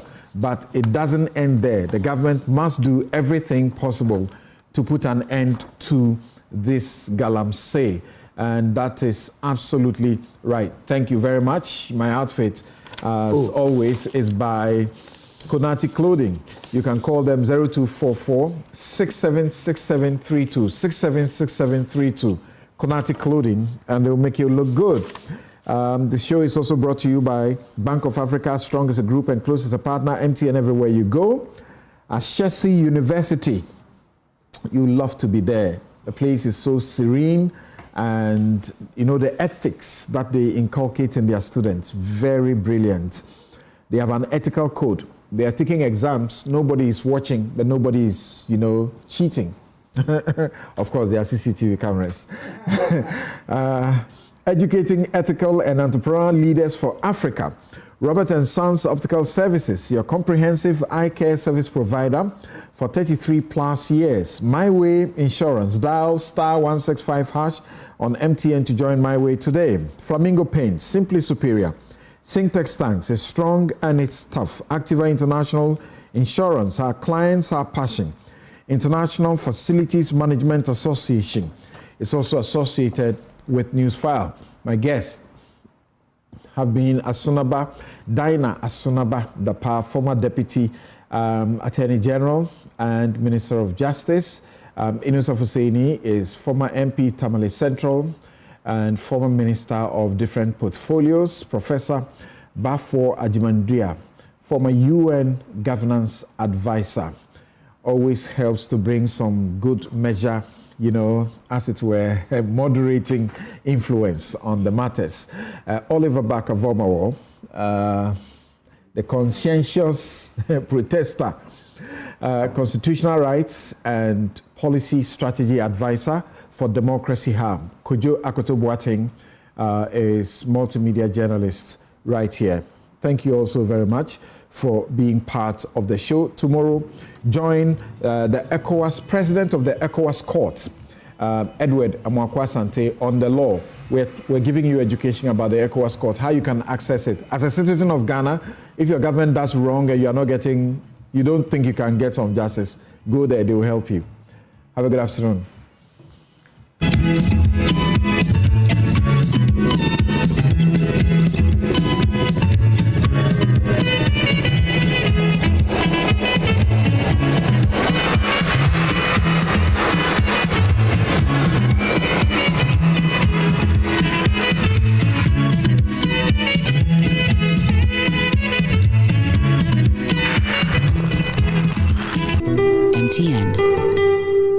Bank of Africa, as strong as a group, as close as a partner. Where Duraplas goes, water flows. PS Industries has introduced a new roofing system known as coloring.